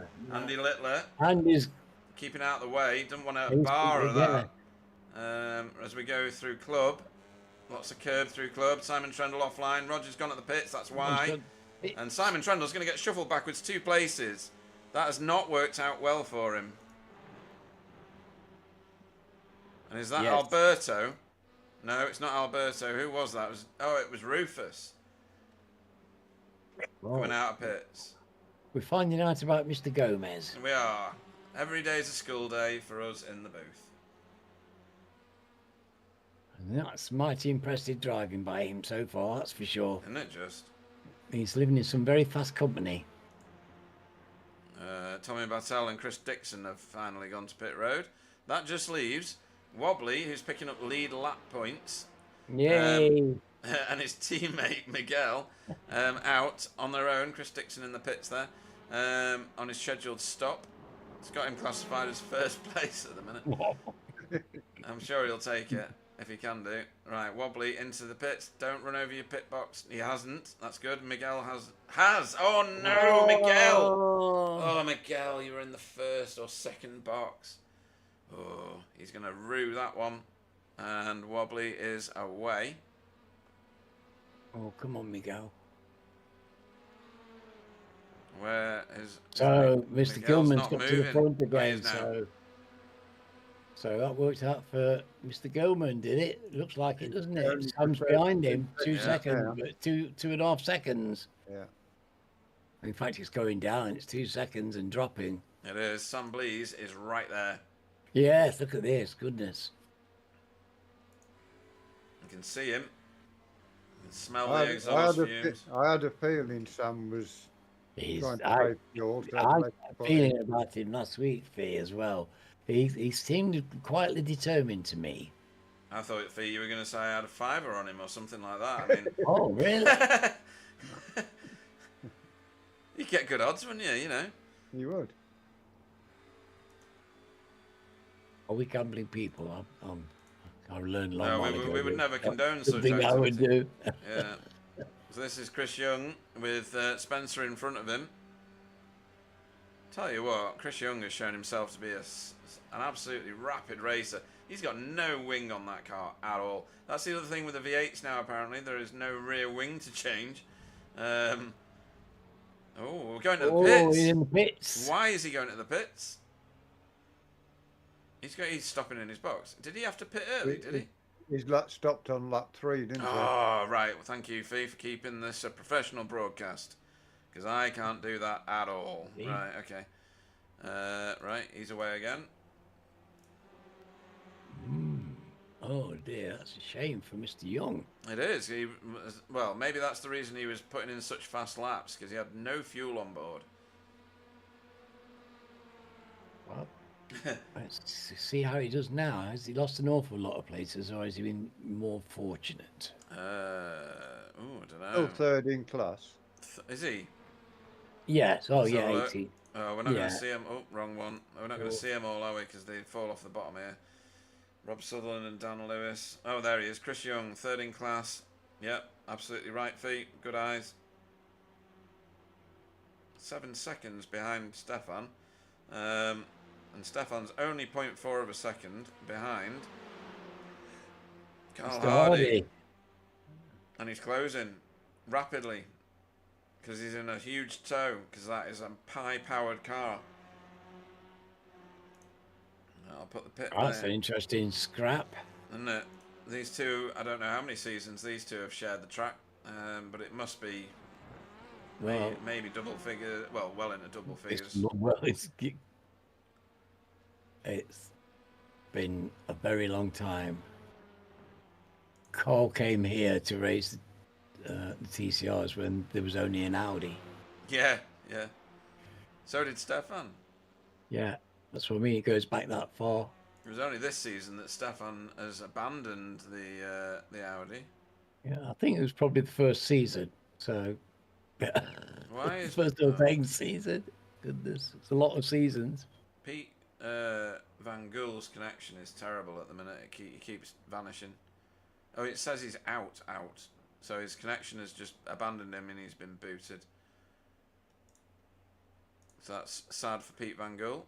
Okay, maybe he can come back. Maybe. We've seen it before where they reappear, but I think that one's fairly terminal by the look of it. I've tried to save it, but it's not happening. Right, back to the racing. Your leader has been caught, pretty much. Sam Blees has caught Andreas Gilman. A good day for Impulse Racing, though, because Wobbly is in third, although he is 3 seconds behind Sam Blees, with 8 minutes to race. He'll be Pete Van Gool was saying some very nice things about the racing in the league last week when we were out at another session. Okay. And, yeah, he was saying how much he was enjoying the racing. And he's back. Even though he's not right a competer right at the top of the field, the racing's great, and he doesn't care about position on the field because the racing's so good. Yeah, that's good to hear that. That's what it's all about, isn't it? Really. Yeah, because he's a very good driver, a lot of experience, and he wouldn't say those things unless he meant it. No. So, big movers in this race. Jay Corley.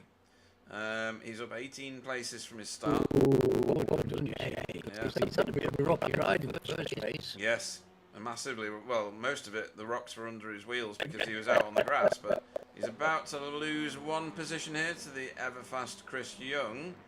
Wow, this is great. This is great racing, the two of them. Yeah. Wow, I bet they're loving that.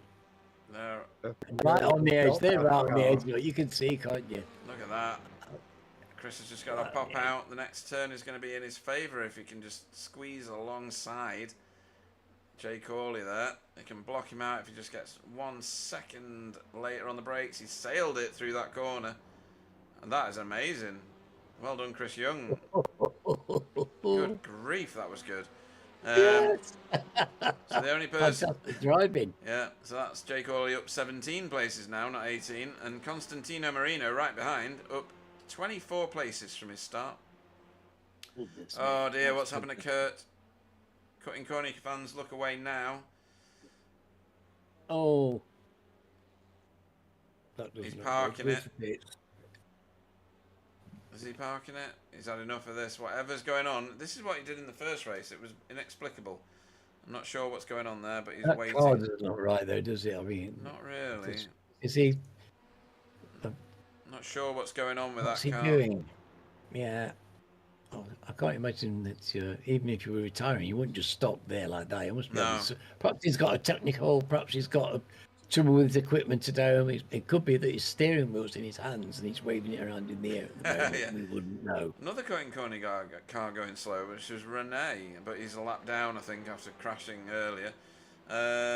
So this is Taurus Vosberg and Roger Morton going at it, but Taurus has got the better of Roger on that occasion.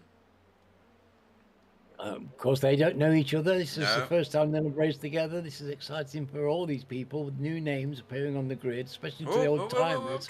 Oh, Sam Blees has just taken the lead. I couldn't get the cameras on him quick enough. Well, that's impressive, Sam. Let's have a look at how he did it. That's not him, is it? No, that's Stephen Walker. Nope. Oh, I just missed it. God damn it. Let's try that again, shall we? That was Stephen passing Christian. Oh, right. Who's pressing the hard? Look, he's pressing hard. He comes right across the track. No side drafting for him, and then takes a big sweeping line. Yeah. I think that Andreas had a slowdown from the previous chicane. Definitely a big speed difference. Yeah. Yeah, that was he took a very wide line, didn't he, to actually keep that speed up? Yeah, definitely. But Sam's in the lead now. That doesn't necessarily entirely surprise me. No. Because we all know what kind of a driver Sam is. But now, what will happen, Mr. Gilman? Can you stay with him? Or we're going to have a battle right to the barrel clenching moments at the end of the race? Well, we've got something going on because James Holman is now caught wobbly. And James is just doing what he did last week, isn't he? Yeah. There and thereabouts, staying out of trouble, not doing anything to raise any eyebrows, but invisibly sliding through the field to a very high position and holding on to it. Yeah, and Wobbly is catching Andreas Gilman very, very quickly. And Sam Blees... Oh, Wobbly, where you going, mate? Where you going? That was extreme. That was a magic save. Yeah. He's doing it again. That was more magic save. We've seen some great saves tonight. James has come through on him, has he? No, Wobbly's like mega late on the brakes. I don't know how hot his tyres must be, but they're molten at the minute. Anybody who thinks that front-wheel drive racing isn't exciting just needs to watch that little clip over and over again. I don't know how the tyres will react on here. I don't know, but the sun's out. Real world cars are really suffer with the tyres round here, don't they? Yeah, yeah. Whether iRacing's got that right and they're struggling now, they're getting towards the end of this. Possible. I do know that the sun's come out for the last couple of laps here at Thruxton. Oh, we're on to the last couple of laps already? Yeah. Goodness. It's flashing past, isn't it? We should pick up the white flag this lap? Maybe the next lap after this. 2 laps to go probably after this one. Because we are getting round to club again shortly, are we? No, we're halfway around the lap, so... Oh, it's Stefan leading the Pro-Ams. He is. Yeah, I was going to point that out in a minute, but... Oh, that's fantastic. 13, 14 and 15 Pro-Ams. Stephen Walker, way down the field in 28th, just set the fastest lap of the race by a massive amount. Like by half a second. Wow. So, are we seeing a white flag waved or not? Yes, just about saw that. This is the last lap. Lap 31 of a very interesting race. Oh, no. Oh, crikey. Rufus J.M. Gomez was desperate to get to the pits, and we said that this would be an issue at this track, and it was. He's doing a drive-through for... Oh, he's doing a drive-through for exceeding our 15-point limit. It's a driver's shame. Well, 15 points isn't very many on this circuit with this intensity. Wobbly wants a podium. Wobbly's come for a podium, and Wobbly's going to try and take a podium. Back past James Holman. This is going to go to the end. Sam Blees must be getting to the end of the lap. And James is going back at him. He is. This is good. Oh, fantastic racing, guys. Wobbly's on the dirty bit. He's going to go to the grass. He's going to get the mother of all slowdowns, and that's done him for the race, has it? He's got... Oh, he's still in front he thinks he's going to go to wear it out. I thought you'd gone out there to fetch an ice cream and get a ticket to get back in. So, Sam Blees over the line in first. Well done to you. Well done to Wobbly had to give it up. Andreas Gilman, Mr. Holman has done, also brilliantly. Yeah, third place on the podium. Fantastic racing. Wobbly in fourth. Great driving. Yeah, Daniel Mills. I think anybody who's not top 10 or they've just done fantastically. Yeah, Daniel Mills ended up with the need to pit the car for some reason. Yeah, I'm not sure about what was that about? But that top 11 drivers is a pretty elite bunch. It certainly is. Well done to Tortoise Vasilius on his first race with us, or Taurus Vosberg, whichever one he wants to be called. Lots of other cars. Getting it older by the minute. Yeah. Stephen Walker, fastest lap of the race. Sorry, go on. Testament to how good this league is when you got PVG right down there where he is in 23rd. Yeah, absolutely right. PBG's no slouch. He's won a No, load. yeah, not had the best luck, but no, absolutely. But yeah, what he was saying was, he's a middle runner in this field, and he's Yeah. used to being at the front. But the quality of the race, it makes it worth it, and I don't think you can get a finer compliment than that from a top driver. Yeah. Somebody who's, Christian Kramer's had enough of that Honda. adjusting his bodywork there. Yeah, that was funny. Stewie on the chat says he enjoyed that. Thank you. That's good. That's what we're here for. Your entertainment on this New Year's Day. Happy New Year to everybody that's joined us after we said it the first time. Quite a lot of people watching. Don't forget. I'm astonished that on New Year's Day so many people turned up to race. It's amazing, isn't it? Well, it says an awful lot about these people. It does. Well done to them. Their enthusiasm, their commitment, their love for iRacing, because we love it, don't we? Let's face it. We do. I love this. I like this as well, that we come round and we finish it properly, and we park our cars in the pits.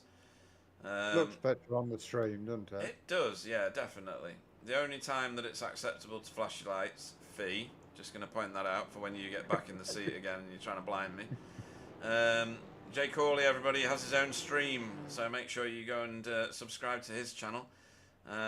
He does track intros for all the TCRs on each track as they go to each place to visit throughout the season, and they're very educational. He does it out of the goodness of his heart, so yeah, go and have a look, get signed up. Christian Kramer says, not his race. We noticed that, Christian, because you slammed your car into the wall afterwards in frustration. We did have a bit of a giggle, sorry. But yes, not your race today.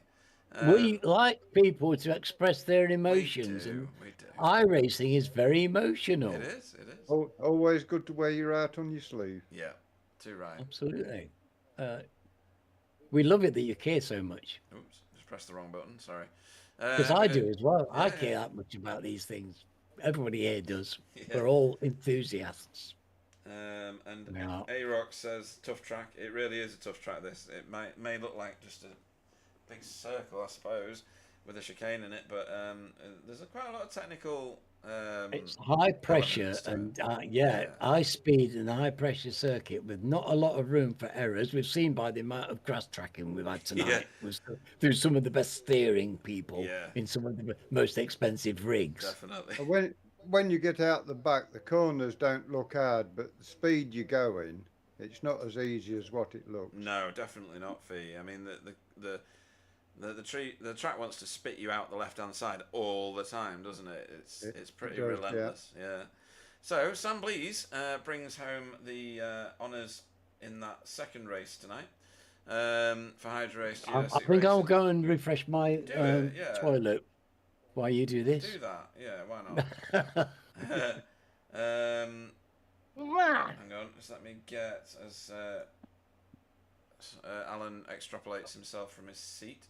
Right, Sam Blees won the second race tonight, the feature race for Hydro Race Geodesic Racing, so well done to you. Andreas Gilman led for a million years, but ended up in second, not far from the end for Impulse Racing, with James Holman bringing up the bottom step of the podium for the second week running in a feature race, as far as I can remember, from Sunday anyway. It's a long time ago now for someone with the amount of intellect that I lack. In third place there for RD Simsport. Wobbly Kneecaps, Weaver Kneecamp, fourth for Impulse Racing, with Spencer McCarthy in fifth for Hydro Race Geodesic. Simon Trendle came home sixth for Team Chimera, with Pete Newman in seventh for Result X Pure Sims, and Greg Daffron in eighth for RD Simsport. Alberto Sigolini finished in ninth for ADX Esports JCB, with Miguel Freitas finishing in 10th place for Impulse Racing. Stefan Goebel 11th for VTS Esports. But the first of the Pro-Am drivers, over the line. So well done to Stefan. Good to see him getting a podium position. I wonder if he'll come and join us in the chat. He very rarely does. Carl Hardy finished 12th and second in class for Result Clothing, with J.M. Gomez, we now know he's called Rufus, in 13th for ADX Esports JCB. And Chris Young taking the bottom step of the Pro-Am standings there in 14th. I think with only one visit to pit road, he would have done a lot better, I think. For RD Simsport 3, Jay Corley finished 15th for Result X Pure Sims. Constantino Marino finished 16th for ADX Esports JCB. When you look at where they've finished, they've had a good day. All 3 of their cars in the top 16, so well done. 17th was Chris Needham for Air Smart Racing. Tortis Vasilius finished 18th for SRB Motorsport. 19th was Roger Morton for Safeguard by Result with Tony Walker 20th. Jamie Wilson was 21st for Team Chimera. 22nd was Pete Van Gool for Result Clothing as Alan rejoins us. Tom Woodcock finished 23rd for Blade Designs TART, beating his teammate Matthew Downs by 1 position. Euro Larkinen finished 25th for Hydro Race Racing Forces. Stephen Walker finished 26th in the end for Hydro Race Geodesic Racing. Where did he finish in the first one? Yeah, he did average for him anyway in the first one, 9th place. Rob Sutherland finished 27th, but the first AM-class driver over the line for RD Simsport 2, beating Daniel Mills, his own teammate from Pro Class, who finished 28th. 29th was... oh, no, sorry. 29th was Dietmar, as my eyes uncross themselves. For Cody TCR team. Demis Tigchalar finished 30th for Hydro Race Racing Forces with Christian Kramer. Not happy with his result, rearranged the front of his car after the race in frustration. Was 31st in that one for German Sim Racing. Callum Brandt, 32nd for RD Simsport 3. Daniel Lewis, 2nd in the class, 33rd over the line for Blade Designs SRL. David Johansson, 34th, thought he was going to win this. For Sim Racing Grid, Deck Crowther 35th for Blade Designs SRL. I'm not hearing the end of that. Chris Dixon finished 3rd in class. Fee, your teammate finished 3rd. Well done, Chris. Yeah, 36th for Work Guard by Result. Tommy Battelle finished 37th for RD Simsport 3. Andy Littler 38th for Work Guard by Result. 39th was Rene Earhart for Cutting Corny, and his teammate Kurt Riedler finished 1 position behind him in 40th. Wayne Douglas finished 41st. Dan Mould finished 42nd for SRL, and then non-runners Manuel Saralegi and Silas Goebel tonight. Oh dear. It's a shame we didn't see them race. Yeah, it would have been interesting watching Silas beat Stefan, that's for certain. Yeah. And I'd be intrigued to see where Manuel Saralegi would end up, seeing as he did so well last week. Yes. Yeah, it would have been a different race, I think, if both of those two were in it. Right, let's see who we've got to chat to. Oh, we've got a few to chat to. Where do we start? Let's have a little look at who finished first in the... So Greg DeFront, Daniel Mills, and Miguel. Right, let's have a look. Oh, right, none of them are in here. Where are we up to? Who won this one? Sam. Let's bring Mr. Bleeds in once I've reset everything. I need to do this. I need to do this. This is nothing but professionalism on my part, isn't it? We're going to go to here. It's professional for us, matey. SDK decided to freeze. That's nothing new. No, it's not actually. It does it a lot. And then we'll pick Sam, and then we'll go and grab him. Grabbing Mr. Blees and bringing him into the booth. Welcome to the booth, Sam Blees. Good evening, everybody. Hello, Sam. Well done, mate. Yeah. How are you all? Thank you. Yeah, no, Happy New Year, matey. And to you. And very nice to see you on the top step, sweetie. It really is. Oh, I wasn't expecting it today. I only bought the track like lunchtime. Nobody needs to hear that, Sam. Nobody needs that kind of like annihilation of their self-esteem. So the first of tonight's races did not go the way that you'd hoped, I'm assuming. 13th was your finishing position. Talk us through race 1 first. So I picked up a bit of damage on lap 1. Oh. In church, I think it was Pete Neiman. Right. I'd lifted to let him through on the inside, and I turned in, but I hadn't lifted quite hard enough.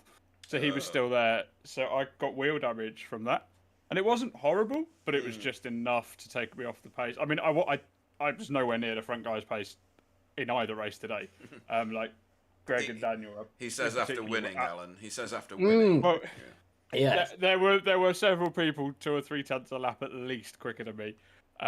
I had a good starting position. I had a decent start, and I kept out of trouble. But yeah, I didn't have particular front running pace in either race. But I reckon I'd have been fighting for somewhere between like 5th and 8th in first race without the damage, possibly. But I'd also my setup was a bit too aggressive, so the front tyres went off a bit. Okay, so you had no rear wing on it. No, I had quite a lot of wing. I had more wing than everyone else. I had -2, so I had much more than a lot of the other guys were running. But I had too much front camber, so I had cooked the front tyres basically halfway through the front for the first race. So I backed that off quite a lot for the second race, and it lasted much better, and it was actually felt much more balanced at the end. Okay. No, that's well, you had the pace in that second race, Sam, because we watched you go from 8 seconds to no seconds. Well, yeah, I had. I mean, a lot of that was in the pits. I think I got about 3 or 4 of it in the pits. So I took less fuel and was quite aggressive on the entry line, the exit line.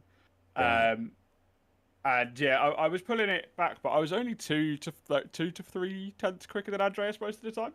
So it was just a case of pulling it through. But we were in a chat together, and he wanted to protect his podium. He didn't want to fight. So he lifted a little bit and let me through, which was nice. Because I think that's his first podium, BSTV. Yeah, hopefully he's in the chat because I think so. Yeah, he is. Right, cool. Yeah, right. Yeah. I've been chatting to him all night, so hopefully you guys can as well. No, it's great to hear that, isn't it? It's really great. Yeah. So were you in with all the Impulse guys then, or was it just Andreas? No, yeah, me and Spencer went in with them. Oh, you went in with them, right? Okay, cool. Yeah. Right, we were in the Impulse chat all night. Yeah. Cool. Wobbly, just annoying like normal, yeah. Just saying. Just saying. I mean, I'd use what everybody's thinking. I'd use different words, but it's it's after 9 o'clock. It's fine. Yeah, no, he was fine. He was fine. Oh dear. Right, and then second race.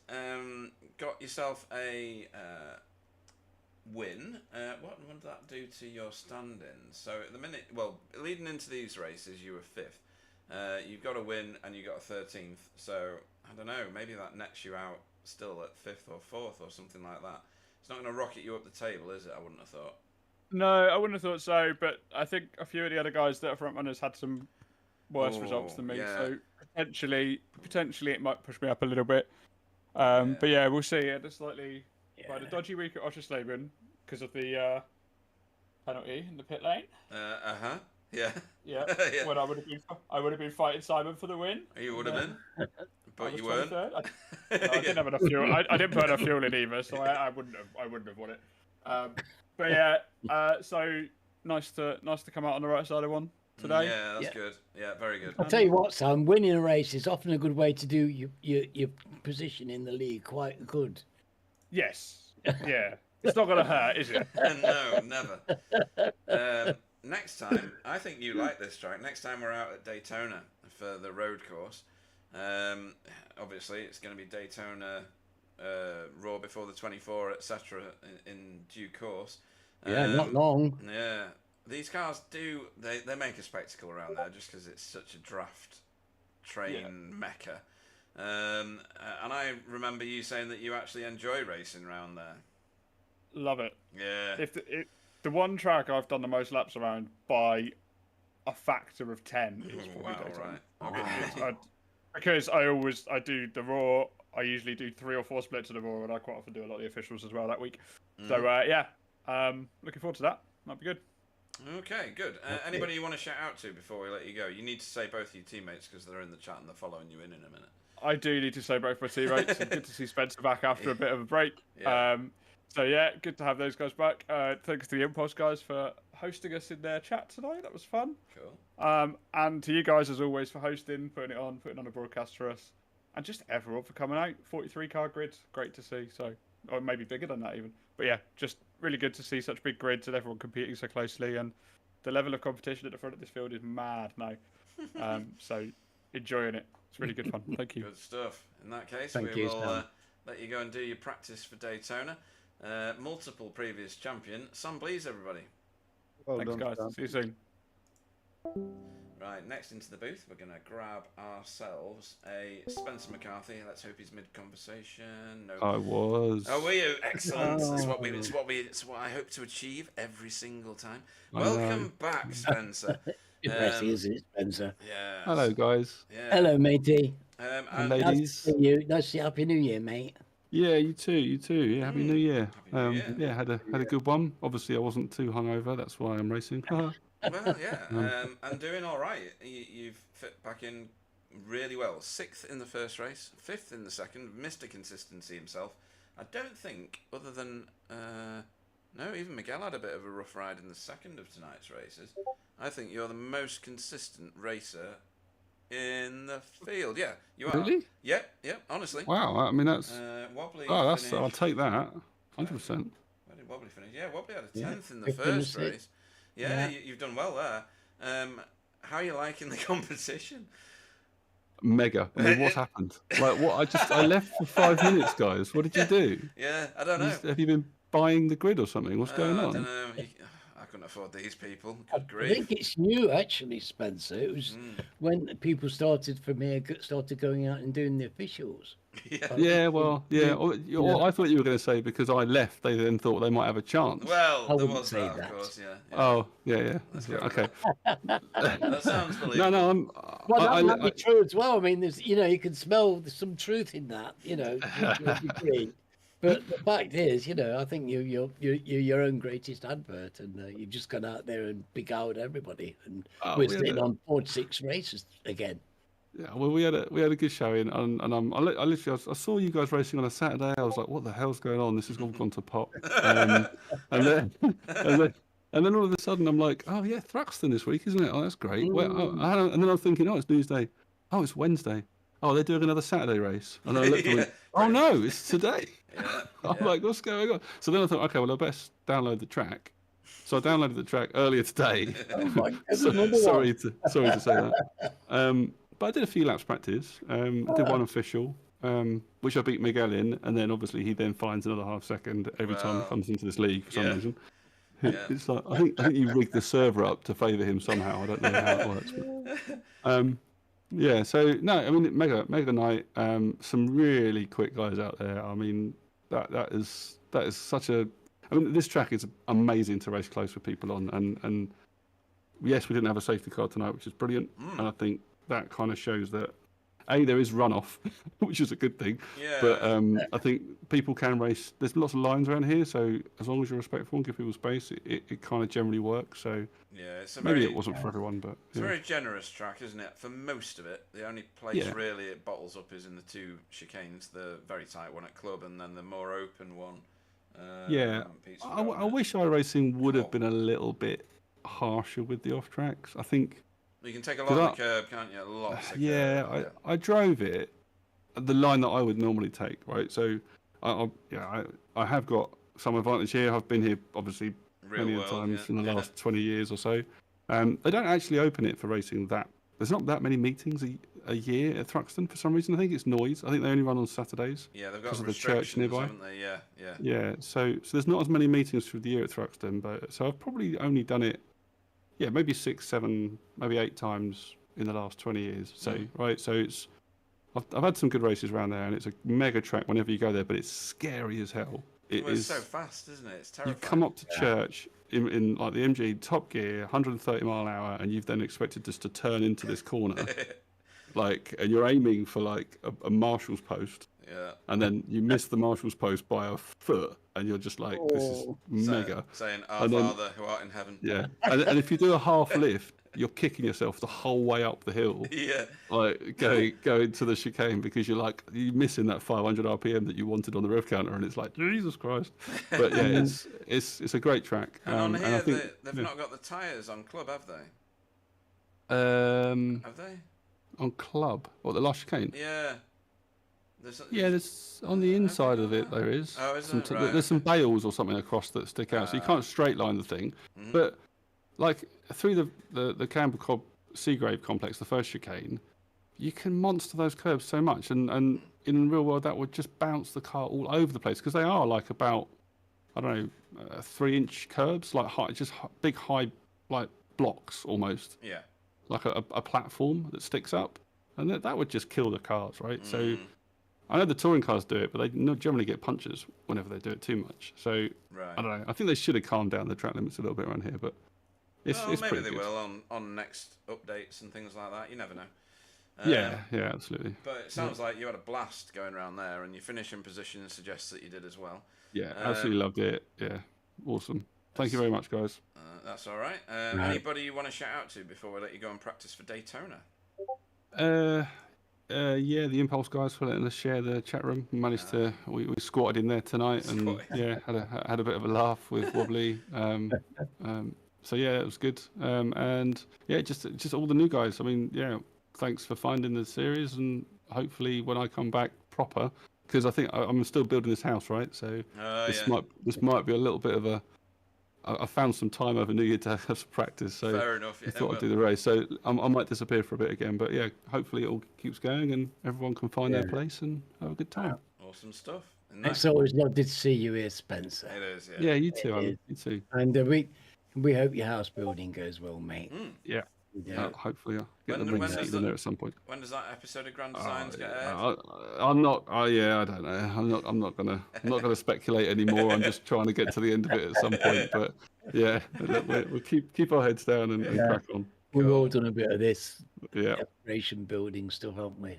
Absolutely. Most people have at one time or another. Yeah, good luck with that. I know how it feels. Cool. In that case, thank you for joining us again, Spencer. Well, no, you're not a multiple champion. You are a previous champion, though, of this series. Spencer McCarthy, everybody. Thanks all. Well done, Spencer. Cheers, Fiona. Right then, next up, we shall go and get Mr. Andreas. Hopefully he's taken his... Oh, where's he gone? Yeah, he's in. Good evening, Andreas. Yay, hello, Andreas. Hello. Hello. So, another new one into the booth, Alan. This is all good, isn't it? We like this. There's your Elantra there, resplendent in Impulse colours, leading the race, and you led the second race for about 100 years, didn't you? Until you got tracked down by Sam Blees. Yeah. Sam got the pace, found the pace already, or stopped fighting. I think it was some of the RD cars he was fighting with. And when he had some clean air, of course, he was closing in on me, and he already said it. I'm not willing to fight him because I know he's way quicker than I am, and I'm happy with any podium spot. And if it's P2, I'm more than happy. So yeah. No, very sensible, very mature approach to that actually as well.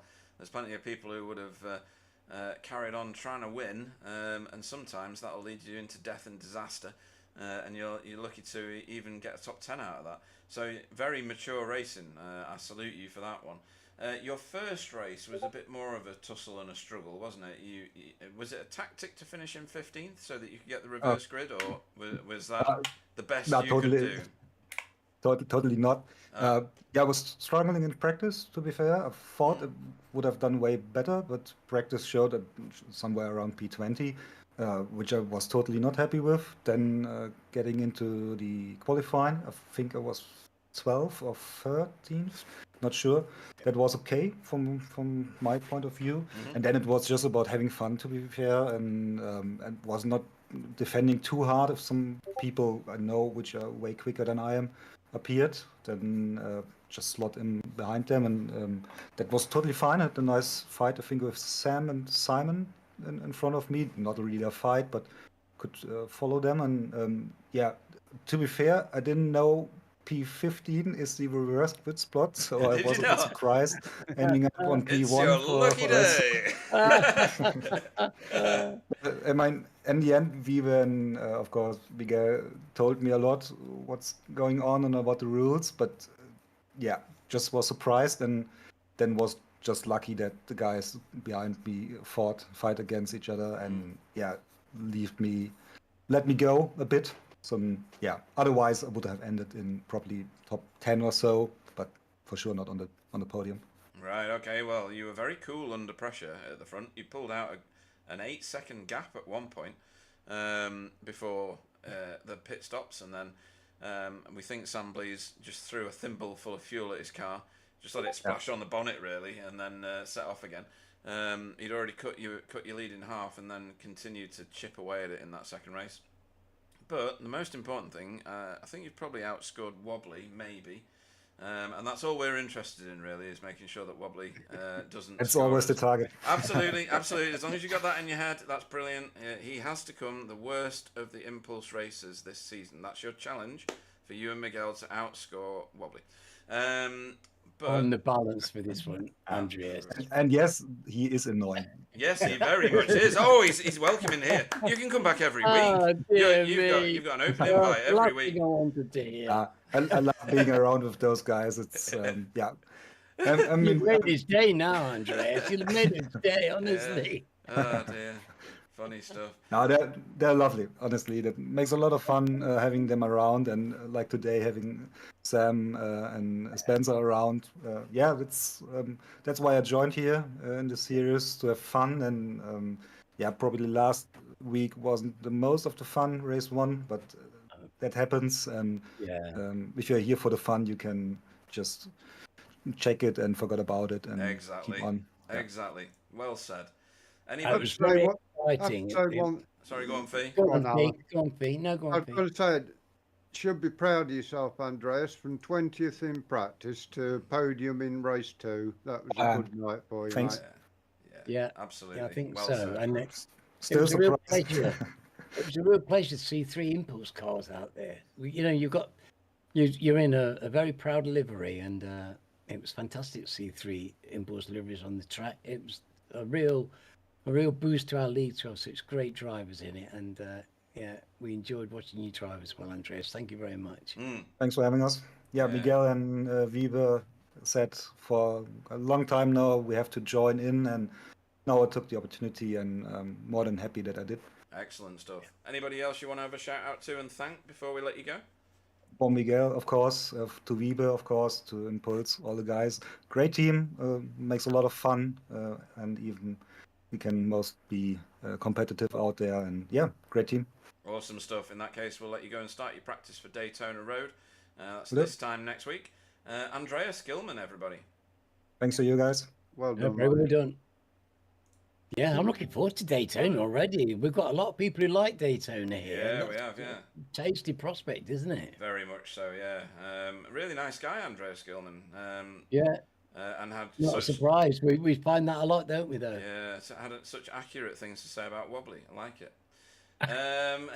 So next into the booth, if I can find him, I'm just looking down the order, still looking down the order. Welcome to the booth, David Johansson. Have you won yet? Hello. I won 2 official races. Yeah, you did, yeah. Oh dear. Oh, it's funny having you in this wish league. it was when it rained. Yeah, if it had rained, would it have been different for you? Yeah, I think so. I like the wet. Yeah. So race 1, where are you? P4 at least. Started P5, had a good start, and then just couldn't get close enough to Miguel to overtake him. I was within a second all the way. So you were on his sick. At one point, you were nearly pushing him around the track. Yeah. It was only, we saw you do the most amazing save. Your car was pretty much gone, and you managed to recover it. It was just never gone. Splendid. It's never gone. It's never gone. It's just in stages of rightness. Yeah. Well done for that, because that was some sort of catch. Very impressed with that. Just don't tell David I said that. And yeah, you brought it home. P4, 0.8 of a second behind the mighty Miguel Freitas. What else could you have done in that race? Was that about where your finishing result was gonna be? Or do you think there was more in the tank somewhere? I had more in the tank in the qualifying, but I just couldn't get it right. My Achilles heel is that stupid last chicane. Club chicane, yeah. It's brutal, isn't it? Just, yeah. Some cars were pretty much straight lining it, and they were chancing the slowdown because there is one there, and some people got it. It's 2. I got it one in the on either race. side, is there? Right. Yeah, I got it in the race, and I try to clear. I've got a lot of them in the practice, so okay. I've practiced to get the slow run off pretty effectively. Right. But it backfired in the race. Oh, right. Because we were watching you with a slowdown, and I thought you hadn't got a slowdown at one point because you filed back in pretty quick. So you've obviously got that slowdown down to a T. What happened in the second? Oh, sorry, go on. It was at point 1. Oh, right, yeah. And I was like, okay, now it's gonna clear. Then it was point 2. I was like, oh, nice, thank you. Going too fast for your Then own it never slowdown. went back down again. Right.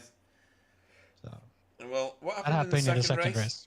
That happened in the second race. Ah, right. That's what happened. Right. Okay. So I got a 41-second stop and hold, you know. And it happened too early to not get enough fuel in, so I had to fuel save 6 liters the whole race. So 6 liters. Oh, yeah. Around 1 minute track or 1 minute 15 track. That's loads. Yeah. That's huge.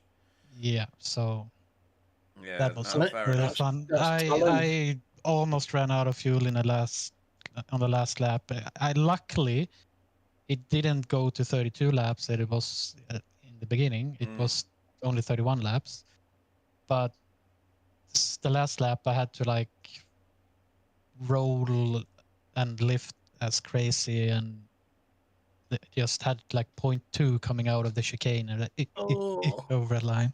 Right, okay. So I was like 3-4 positions on the last lap. That was all a bit tense. Yeah, that is close. But great to see you in our leagues and racing with us. No, I haven't updated the results yet. Yeah, no problem. You don't have to. You can skip this round. Daytona is the next destination. Yeah, some people love it and some people don't like it. Are you a hater? Not my favorite, but we'll see this time around. Well, last time I did it, it was with the old tires. Oh yeah, the old tire model, yeah. Then the first 2 laps is like just praying to get through bus stop alive because you're on lowest wing, kind of like. Yeah. And it's going to be no different this time because you're going to have marbles all over the place as well because all the debris will be on the track. But you got a bit more grip in the first laps now. Okay, right. No, that will make a difference. No, that's good. Anybody you want to shout out to before we let you go? Oh, no. No.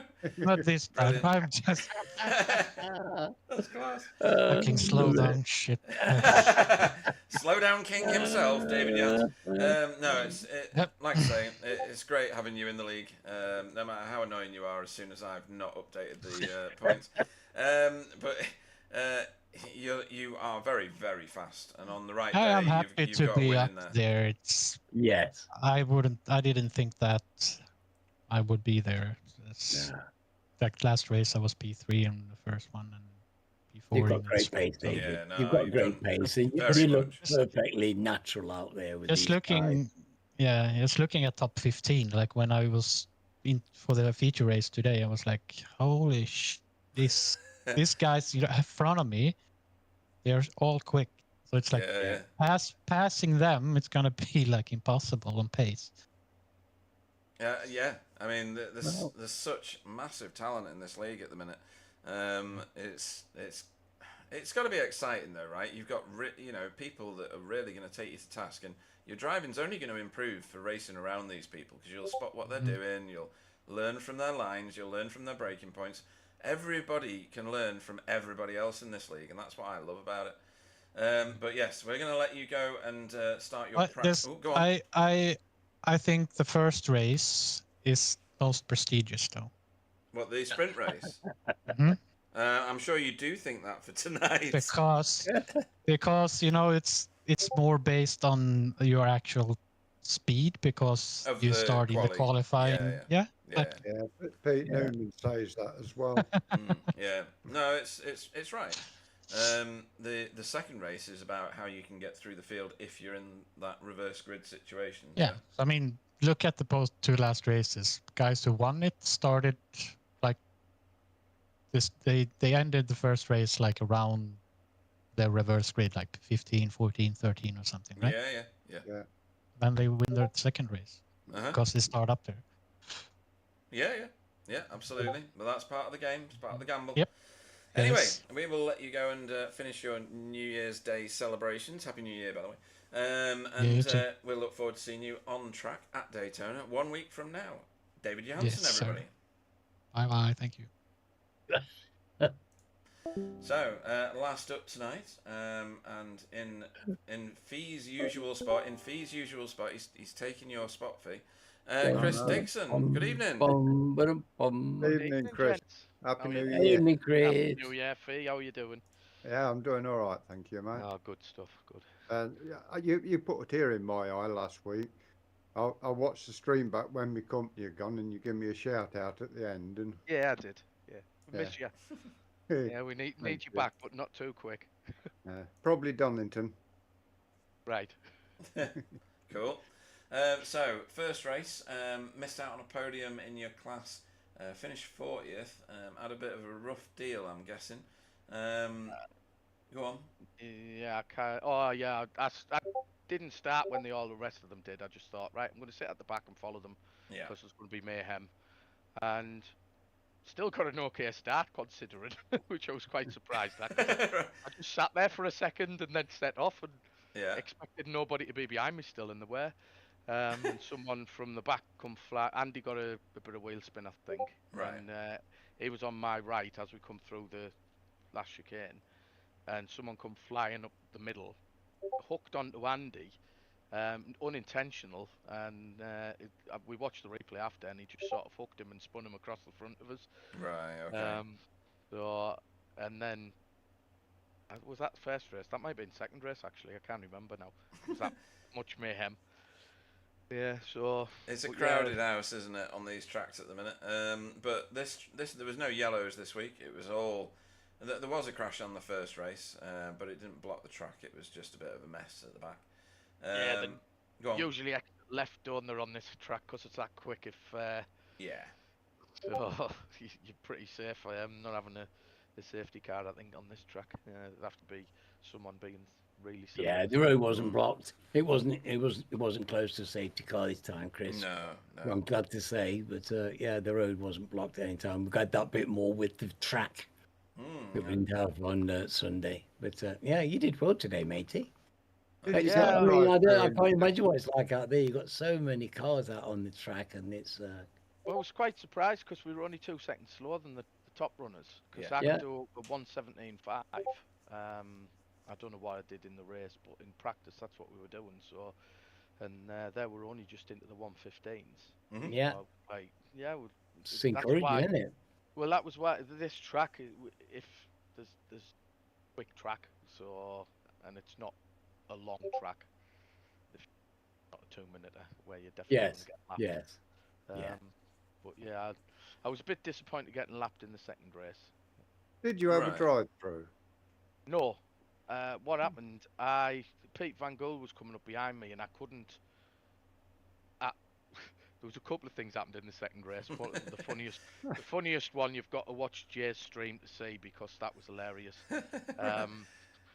But I got a 42-second stop go because I was watching Pete behind me and didn't want to get in his way, and I stayed to the right and I got a drive-through, not a drive-through. I got an off-track and then went in the pits, and as soon as I entered the pits, it said I'd gained time illegally and give me a 42-second stop. Joking. So that's where I lost me time. Otherwise, I'd have been up fighting with Dan Mills because I was behind him for a good. Well, you would have shown him what to do, wouldn't you? Yeah. Now I sat behind him, to be honest, because I think Rene was in there, and there was about 10 cars together, and I could have challenged, but I thought if I do, they were all bouncing off each other, and I thought if I do, I'm going to end up with like getting a load of 4Xs in the drive-through. So I just sat behind them and followed them, and like I say, it was a good 14 laps. It was you do well to hang on to them, Chris. You know, that's good driving, mate. It's a fast track. You've got to maintain pace around here. There's no easy way of doing it. You've got to go fast, haven't you? Yeah, and it's dangerous. Well, if I found out in the first race, if you back off on the fast parts and let them go, you've got to let everybody go. You've basically got to stop. So what I was doing, I was staying to the left on both chicanes and letting them take the apex, and just giving them room, and it worked well. Yeah. So it was difficult when there was like 6 cars together, but it still worked because as long as they knew what you were doing, you could nip back in, get round the first part of the chicane, and then go wide again on the next bit, and then. So yeah, it was all right. It is a difficult track to get out the way, though. Very difficult. Yes. Yeah. Yeah, well, Absolutely. that's the nature of the place, but it's exciting, and there's some exciting racing there tonight, matey. Well, I've definitely got to watch Jay's stream because he was behind me, about a second behind me, and that's the best way of getting out the way of somebody who you don't want. Basically, my son came in and decided he's going to go on the Xbox, but he was on the PC before he was on the Xbox. So he picks his controller up and turns it on, which is still connected to the PC. So it disconnected me for like 2.5 seconds. So I just froze, and then Jay came on shouting, and I was like, well, and then I realised what he'd done, and I said to him, right, just leave it, don't touch it again. But yeah, literally, I was in front of Jay by about a second, and I was in the middle of saying to him, when we come up to the chicane, I'll stay to the left, you take your normal line, and I'll let you go. And then he appeared right in front of me. I was on his bumper. So it looked good on his I'll watch that later. stream. Yeah. Well, we'll have to take your P3 off you then if you had 2 drivers in the car. Yeah, exactly. Yeah. Yeah, that's cheating right there. So yeah. Well, that's him disinherited then. Very. Yeah. So yeah, Andy got himself a podium in that one for. Crikey, I thought it was just your daughters, Chris. Now it's your son's at it. I know. Yeah. Your daughter's keeping you away from the rig half the time. Now your son's turning you off. Yeah, exactly. I'll have to give him a slap. Oh dear. So Fee, how's your team done today? Yeah, they've done well. A couple of podiums between them, and Oh, that's good. I didn't know that. I hadn't had a chance to look. 'Cause we were Yeah, talking yeah. about you stuff was afterwards, third so- in race 2, mate. Third in race Oh, 2. Andy was third in race 1, as far as I can remember, anyway. So yeah, good points for Workguard, and good points for you. Oh, was it Andy that was up in the AM class? I think it was. Yeah, he's in 4th Andy. at the minute. You were in 6th. I think that might move you up a little bit. Yeah, I've been in 6th since we started. I think I've just been steady, so I might have been 5th after the first week. Well, neither of you are catching Rob Sutherland because he had an absolutely brilliant night. He's absolutely rocketed up that standings. No David Ayres tonight, was there? No. David was quick as well in practice. So. Right. Odd. But anyway. Well, it's a shame to lose the points because he started off really red hot for the season. So it's a shame he's lost the points. But, you know, it's New Year's Day, isn't it? Yeah. Any shout-outs on New Year's Day, Chris? Yeah, to the usual, yourselves and all the team for putting this on for us drivers. And your son, obviously. And your son. Yeah, my son for letting Jay past me. Yeah, and everyone who views it. So. Awesome stuff. In that case, we'll see you this time next week at Daytona. Chris Dixon, everybody. Thanks, guys. Well Good done, night. Chris. And Good night, Chris. Happy New Year. Yeah, thank you, matey. New Year, mate. Right, so that brings the end of this this What race about week. Mr. Walker? Are you going to give Mr. Walker 3 minutes? He's sitting in there. Oh, is he there? Oh, I didn't know. Yeah. I did not spot the luckiest Wookiee in Christendom sat in the interview room. Good evening, Stephen Walker. Hola. Hola, amigo. Hello. Our current reigning champion, and I did not notice Happy New you were Year, there. Steve. Right, where did you finish in the first of tonight's races? It was Ninth, I think. Nope. Didn't it absolutely punt you down the standings at the end? Not in the first race. Thought it did. Hang on a minute. Oh, I'm reading the wrong bleeding race, that's why. Yeah, 9th. Somebody get a decent broadcaster. We're in need of a decent broadcaster, folks. If you know anybody, come and do my job. Yeah, look, if they want decent broadcasters, they can go elsewhere. Well, they can, and they can pay 3 times. This is as much, Backfire. Yeah. Sorry, I remember now. This is where I spoonerise names and get everybody wrong. So, yes, 9th in the first race. Talk us through what happened with that one, because it seemed like you joined the practice session quite late. Is this one of the first races you've done around here, or have you been on track before around Thruxton? I did the practice session, and I attempted 2 officials and only completed 1. No. So to be fair, I felt good about my pace going into it. I just I couldn't get a good qualifying lap. I couldn't get the pace that I needed to get out of the car. Like I'd done a lap time on qualifying that would have put me, I think, in the top 6. Yeah. But for whatever reason, I couldn't do it in the lobby that we had. I couldn't tell you why. I think maybe I needed to run a couple more laps longer rather than doing 3 laps and then pitting. So I think I just had the wrong strategy, or I was just trying a bit too hard or whatever. I don't really know, to be honest. So I think I ended up starting 11th. Yes, it was, because I've got you down here as -2. And then +2. Sorry. Yeah, the start. Well, the first few laps was crazy. I got to slow down. I think I bumped into, I think it was Sam, and that gave me the slowdown. So I think the positions that I'd gained off the start, I went backwards. I think at one point I was 15th. So I managed to make my way all the way back up to 9th in this field, which I think is pretty good because obviously it's a lot closer at the top. Yeah. Well, you weren't the only one. It has been ever. Yeah, you're not the only one picking up in slowdowns. There was quite a few getting slowdowns through the chicane, particularly. Yeah, I had a good line through it, but when you're following another car, it's difficult to spot where you should be. So it was a bit easier to get it. I was a bit annoyed, and it's a struggle. Like, it's fun, but it's a struggle. And in the second race, talk us through what happened there, because there was a drive-through, there was all sorts going on. Go so basically what could go wrong did go wrong in the second race.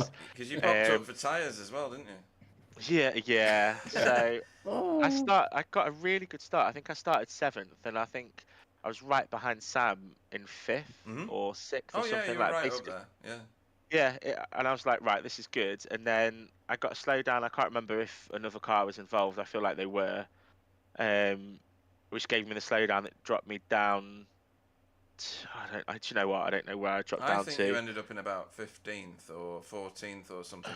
You somewhere between 6th and 15th.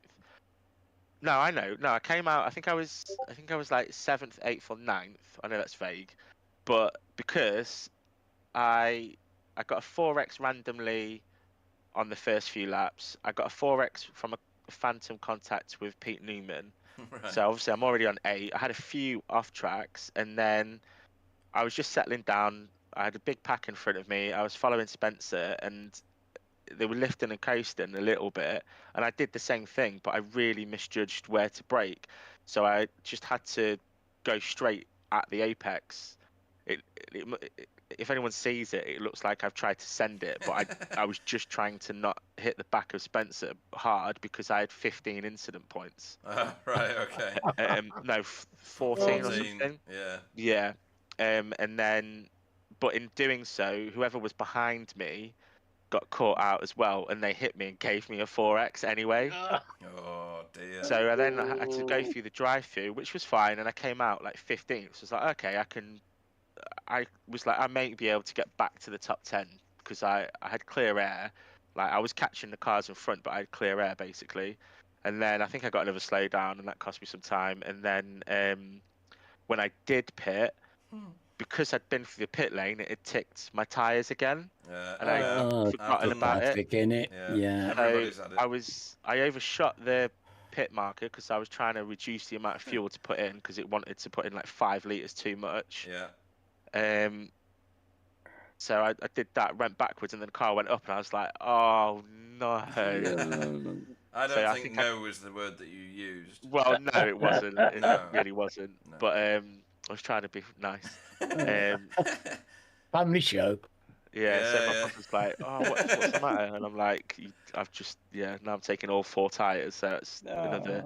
I think I would have finished inside the top 15, if not 15th, even with like the drive-through. Okay. Because the car felt great. It's the best it's felt so far in the new car that I'm not used to driving. But yeah, I came out. I think I was 35th, and I managed to get up to 27th. So I'll take that. And I'm still fastest lap, but I think I had 26 incident points, which surely must be a record for one race.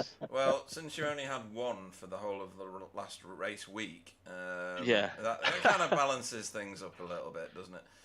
Yeah. But yeah, you sound a lot better than you did on Sunday, by the way.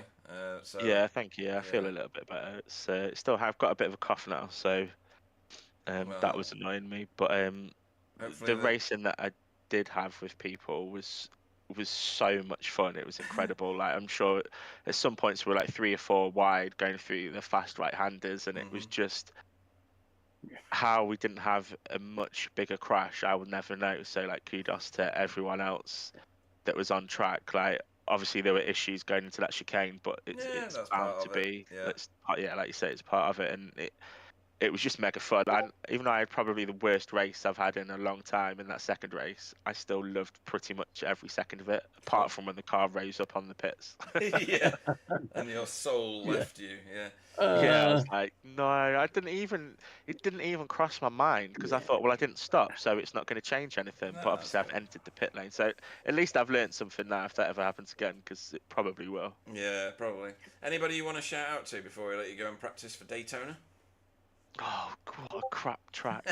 Yeah, obviously you guys appreciate it's obviously New Year's Day, and we only did a race on Sunday, so thanks for putting on a show and turning up and broadcasting it so we can all be vain and watch it back and look at how good we are and all that stuff. Well, we watch it and we appreciate how good you are, don't we? That's the thing, I play it back on silent. Don't know why. I would, 'cause I hate the sound of mine. When I listen to it and I listen to the interviews, I'd skip past mine because I hate the sound of mine. Well, you can only dream of the punishment that I give myself. Everyone else for turning up, what, 44 cars was it again, or over 40? 44, yeah. Yeah, so that's massive, and again, massive respect up and down the grid. I bet there was battles everywhere, especially on this track. So thanks for everyone to showing up again, even though it was New Year's Day, and my teammates, they had much better races than I did. My brother said he was struggling, but he did really well in both races as well. Did all right. Yeah. So he's in line with that Pro-Am champs. Yeah, just good racing. It's just good fun at the minute. Like, it's so competitive. Like this, I qualified 11th this week, and next week I could qualify 3rd or 4th. I mean, I'm not going to, because it's Daytona and I'm rubbish there. But like, it's so anyone out of 15, 16 drivers could potentially win the race, and that's massive. So you have to push yourself just to be better and find something better. And I'm learning the Hyundai as well. That's part of that. So yeah, it's just fun. It's great. Good, respectful racing. Some great. Of the best. Oh, it's great to see geodesic with 3 cars, with three in the team. Because there's some serious teams out there now, and it's really great to see you in geodesic and doing so well, and the whole team driving. It was great to see Spencer on track again tonight, and wonderful racing. Thank you. Yeah, thank you. Right. And we'll see you crying at Daytona this time next week. Our current reigning champion, multiple previous champion, and the luckiest man in the world, Stephen Walker. Apart from today, but thanks. Cheers. Oh dear, I shot him out while he was still saying thanks. Anyway, that brings our New Year's Day race to a close. It's been an experience, that's for sure. Brand new track. It's been a wonderful time. We had everything apart from rain, Alan. It's been a good one. But we've got to choose. Yes, can you put the names up, sir? Because I need to be reminded. We've got so many new people. I need to be reminded. Let's do this. I do. There we go. Because there's so many. Well, I think a minute ago I'd worked out who it was, and now I've forgotten. Oh, I know. Yes. I'm struggling because I'm really struggling a bit, really. I liked what Stefan did in the second race. He got himself a class podium. I do like what Rob Sutherland did in both races, because he got the top spot in both times. And I think my vote's going Rob Sutherland's way, because I liked what he was doing on the track when we were watching him as well. He was very much in control of the car. Up at the pointy end, Let's have a quick look, see if there's anybody standing out there. I think it was pretty much hit and miss for everybody, apart from Andreas Gilman. He had quite a solid pair of races. What did he do in the first one? Oh, did he though? Because he was 15th in the first one, so probably not. James Holman didn't do great in the first one either, 8th place. I think top 10. Yeah, I think I'm going to vote Rob Sutherland this evening because he topped his AM class standings twice, which will bring him up in that standing, but won't top it. So yeah, he's done a good, solid pair of performances. Obviously gets on well with the track, and he needs to be recognised for that. So Rob Sutherland gets my vote. What about yourself, Alan? Let Fee go next. Oh, Alan doesn't know what he's doing, so yours. Fee. I do. I've got one, but I want to see if Fee chooses it first. Okay. So, yeah. Fee. My driver qualified well, and I think he had the fastest lap in race 2. Had a bit of bad luck towards the end, but Chris Young, he really impressed me tonight, the way he was driving. Yeah, he was travelling fast, and he got a podium as well. So. That's where my vote's going this week. Yes. Well, this is why I didn't do it, because I was thinking of Mr. Young as well. Okay. But didn't Stefan win the wasn't he on the podium for the second? He was the winner of the Pro Hours. He won it, yeah. I want Stefan to have it. Stefan Goebel, there we go. His point is on the board. Very well spent points, guys. And next race will be this coming Saturday, folks, for a V8 race around Navarra, which is going to be an exciting prospect for everybody involved. It's a media race. The actual league doesn't start for another 2 or 3 weeks after that. Check the website to check the date. And we're hoping to get a decent sized grid. They've got new Gen 3 cars, new paint schemes. It's going to be a lovely affair. So if you come and watch us on Saturday evening, this series is obviously next Wednesday at Daytona. I'll say thanks to all the racers that turned up on a New Year's Day race, everybody that watched on New Year's Day, very committed audience that we've got now. And thanks to the 2 wonderful people in the booth, Fee, who's in recovery at the moment, but has joined us in the booth yet again. So thank you, Fee. You made me look professional on a number of occasions tonight, like Alan normally does. So thank you as well, Alan. It's a happy new year from me. Everybody stay safe. I'll hand you over to Alan first. Fee first for her goodbyes before Alan last. So good night, folks. Over to you, Fee. Yeah, good night, everybody. It's been a great way to spend a New Year's Day evening, and it was good to see so many people watching. I see it up to, I think it was 18 people watching us live. Hats off to you for joining us on New Year's Day. Happy New Year to everybody, and we will catch you next week. Yeah, that sounds. It's been a fantastic evening, and we've already had some controversy about Daytona. I can't believe it because it's a fantastic circuit and it's wide. It is, and it's going to be some kind of a race. And don't you get the feeling this is just some kind of a special league at the moment, and that we're in the middle of a really special season? There's something magic about these few weeks, and I'd see no reason why it won't continue. Thanks for the support, folks, and I look forward to seeing you next week. Good night. Bring me that big cord, Pete.